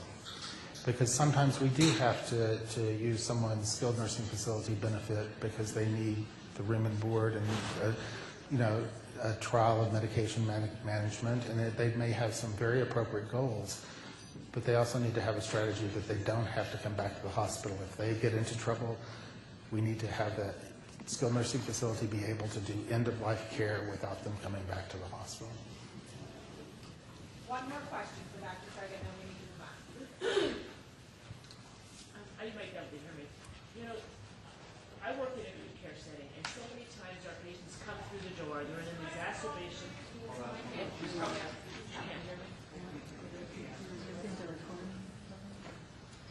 All right, I start off from an acute care setting, and I work with our CHF population.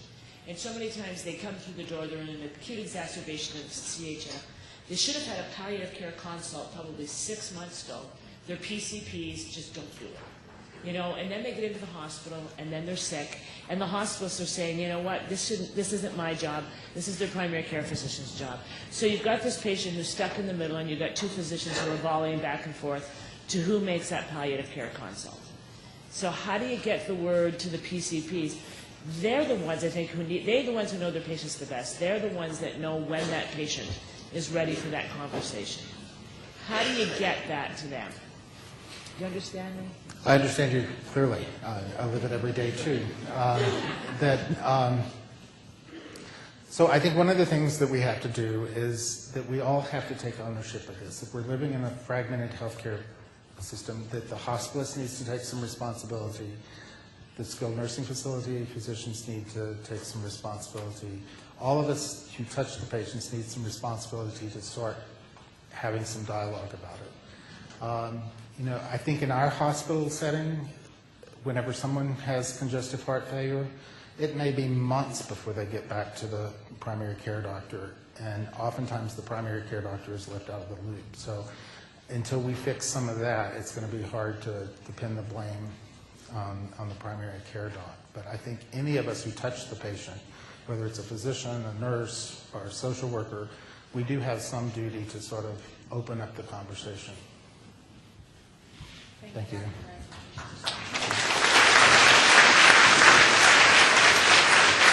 Just quickly, our sixth polling question is up on the screens right now. If you have a chance to just pull out your cell phones and answer that question, we would appreciate it. I do want to move on, and for our final segment of the day, we're going to put each of you to work. To do that, I'd like to introduce Marie Shaw and Jane Taylor. Both are faculty from the Institute for Healthcare Improvement, and they will be leading us in some table work this afternoon. Marie and Jane.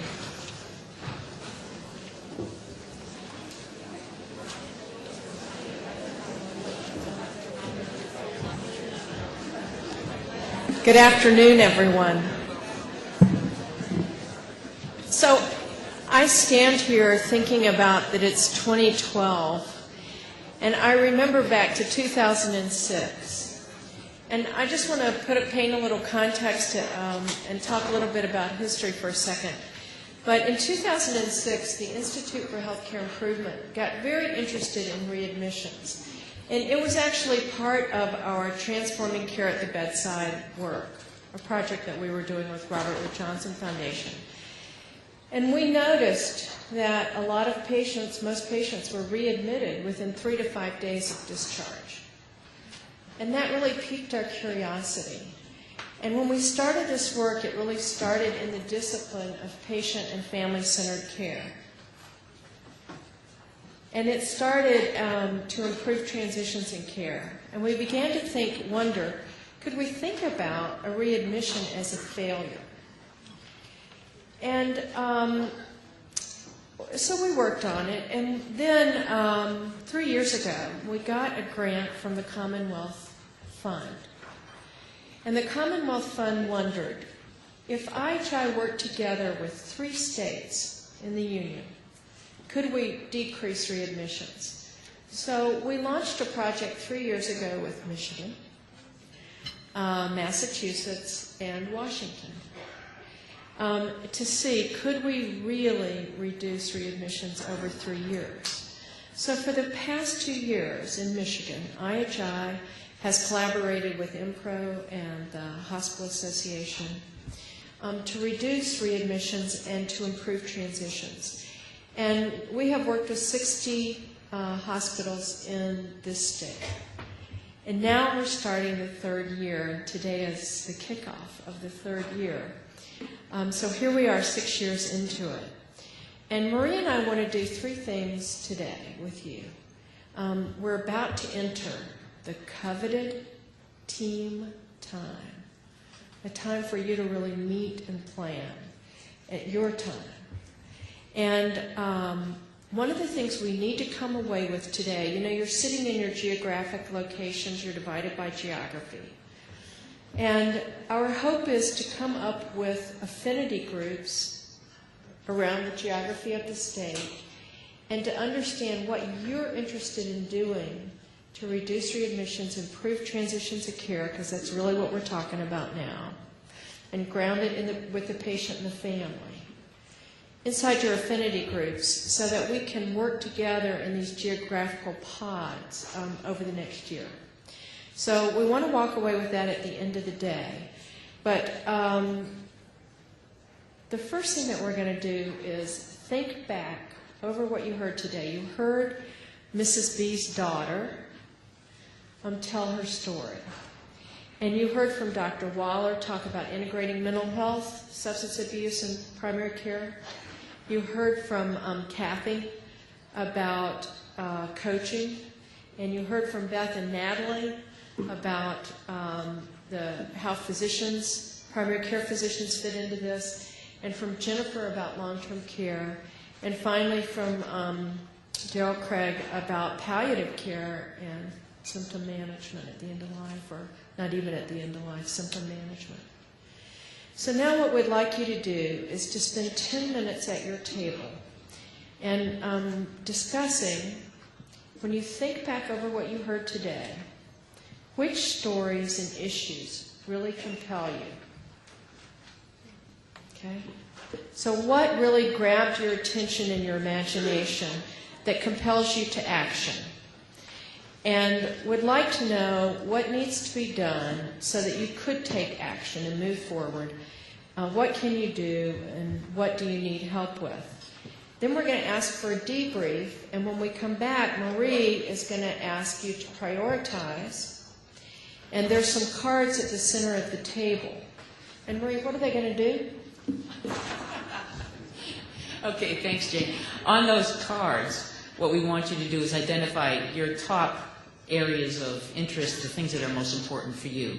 So this is kind of a two-step exercise. The first 10 minutes, talk at your tables, kind of reflect on the day, and then I'll come back and give you a little bit of a heads up and say, okay, let's transition to start to prioritize so that we can get a sense from all of you about what are the key issues that you'd like to move forward with. Okay? And you write that on the cards, but I'll come back and give you more detailed instructions. So 10 minutes, use your action planning worksheets that have been on your tables. You may have been using those to take notes throughout the day, but do a little reflection with your team. Can I get your attention here? Great conversation going on, we can hear. We'd like to just do a couple minutes of hearing some of the conversation that's been going on. So we have some volunteers who are running around with the mics. And so could we hear from a couple tables about some of the things that really struck you, that really resonated with you, that you'd like to be working on?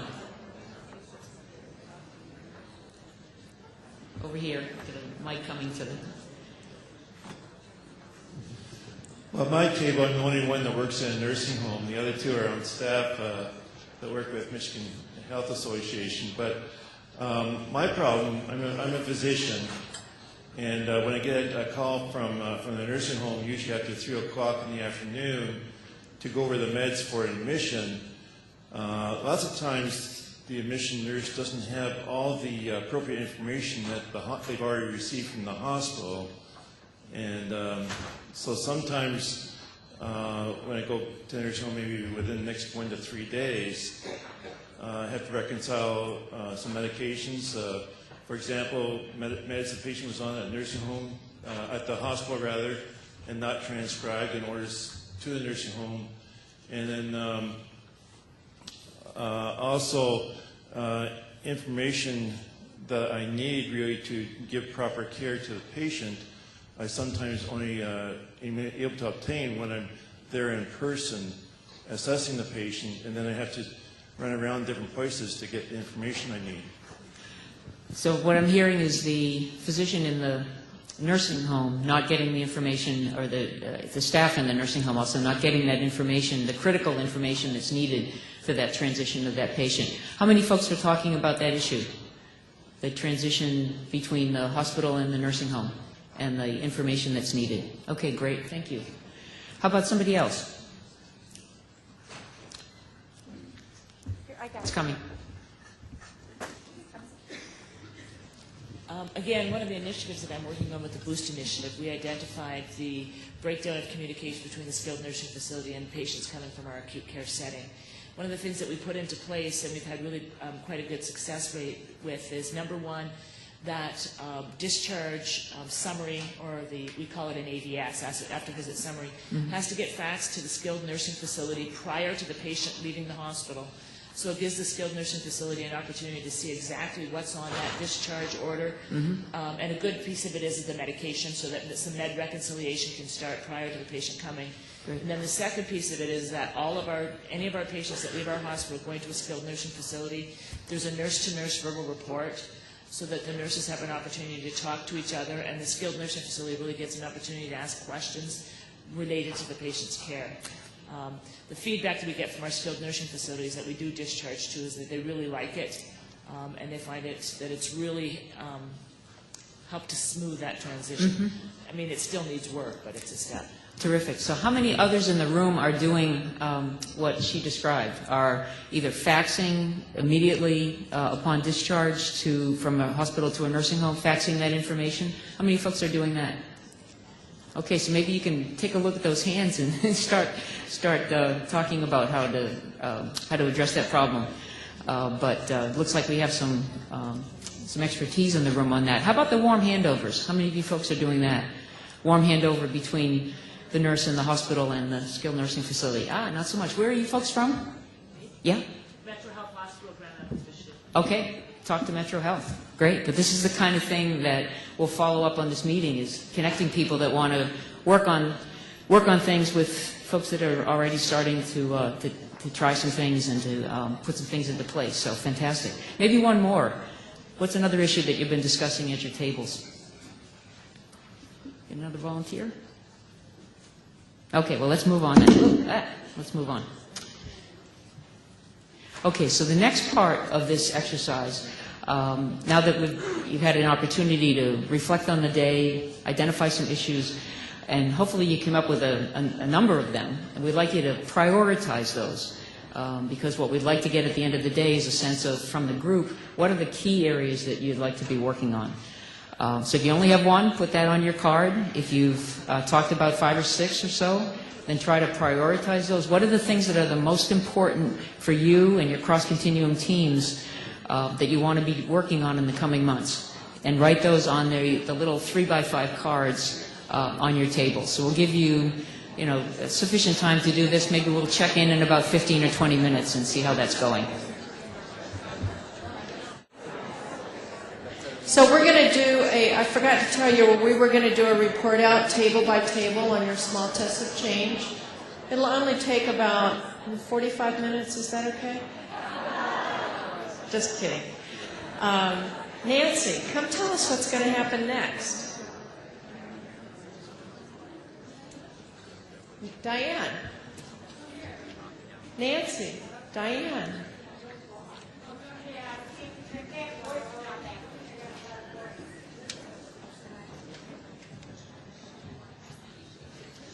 Okay, I just want to thank Jane and Marie from IHI and thank everyone for all of your hard work today.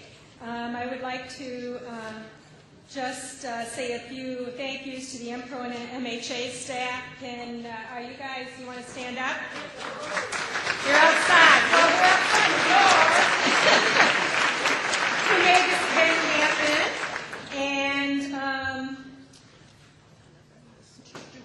from MPRO, again, these are Diane's notes. I'm trying to decipher the handwriting here. But from MPRO, we have Donna Beebe, Carolyn Stromicki, Kelly Spencer, May Leonard, Mark McDowell, Diane Smith. And from MHA, Brittany Bogan, Aaron Stewart, Janice Jones, John Austin, and many, many others that helped put this together. I do want to mention the work that you've done in sitting at your tables. One of the areas that we are going to be developing, Sam, get up here, because you're going to do the closing remarks too. Come. You can't sit back there and be a laggard. But we're going to be developing affinity groups, and Jane had mentioned affinity groups, and it's really looking at getting people together that are interested in a specific topic. okay, and really working on that topic to come up with some interventions. When we take a look at care transitions, we look at the barriers of care transitions and some of the affinity initiatives that we can develop around that. One of the affinity groups that we have going in Detroit area is a frequent user systems engagement initiative with the homeless, because they are frequent flyers. And so what the affinity group is that community takes over the ownership of that affinity group to drive the change and to come up with those interventions. Then what we do is we take those successful interventions and then we spread them to other communities. And so some of the other affinities groups we have, we talked a little bit about REWARD, the reporting data piece on readmissions and rehospitalizations right now.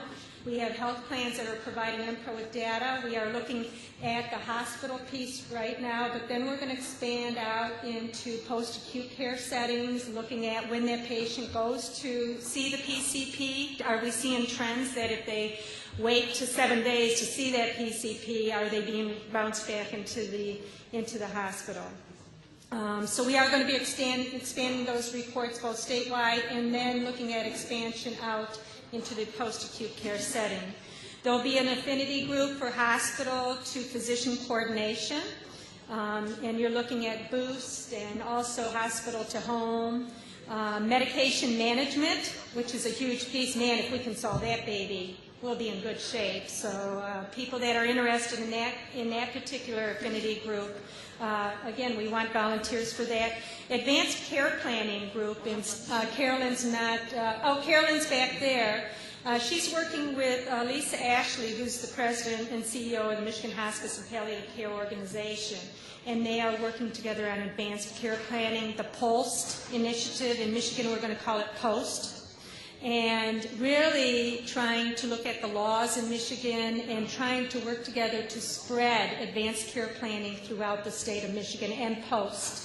So you'll be hearing more about that. But if you're interested in that group, Carolyn's back over there. There's a group called the Care Link and Coordination, and some of these affinity groups we're going to be defining more specifically. So we have your email addresses, and we'll be providing you with more information.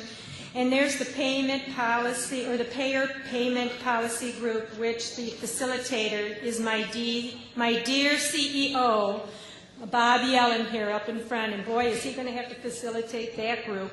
But the learnings from these affinity groups will also be addressed at the the payer payment policy group too. They'll be looking at some of the stuff that, and some of those interventions that we can develop, that we can test, and that are successful.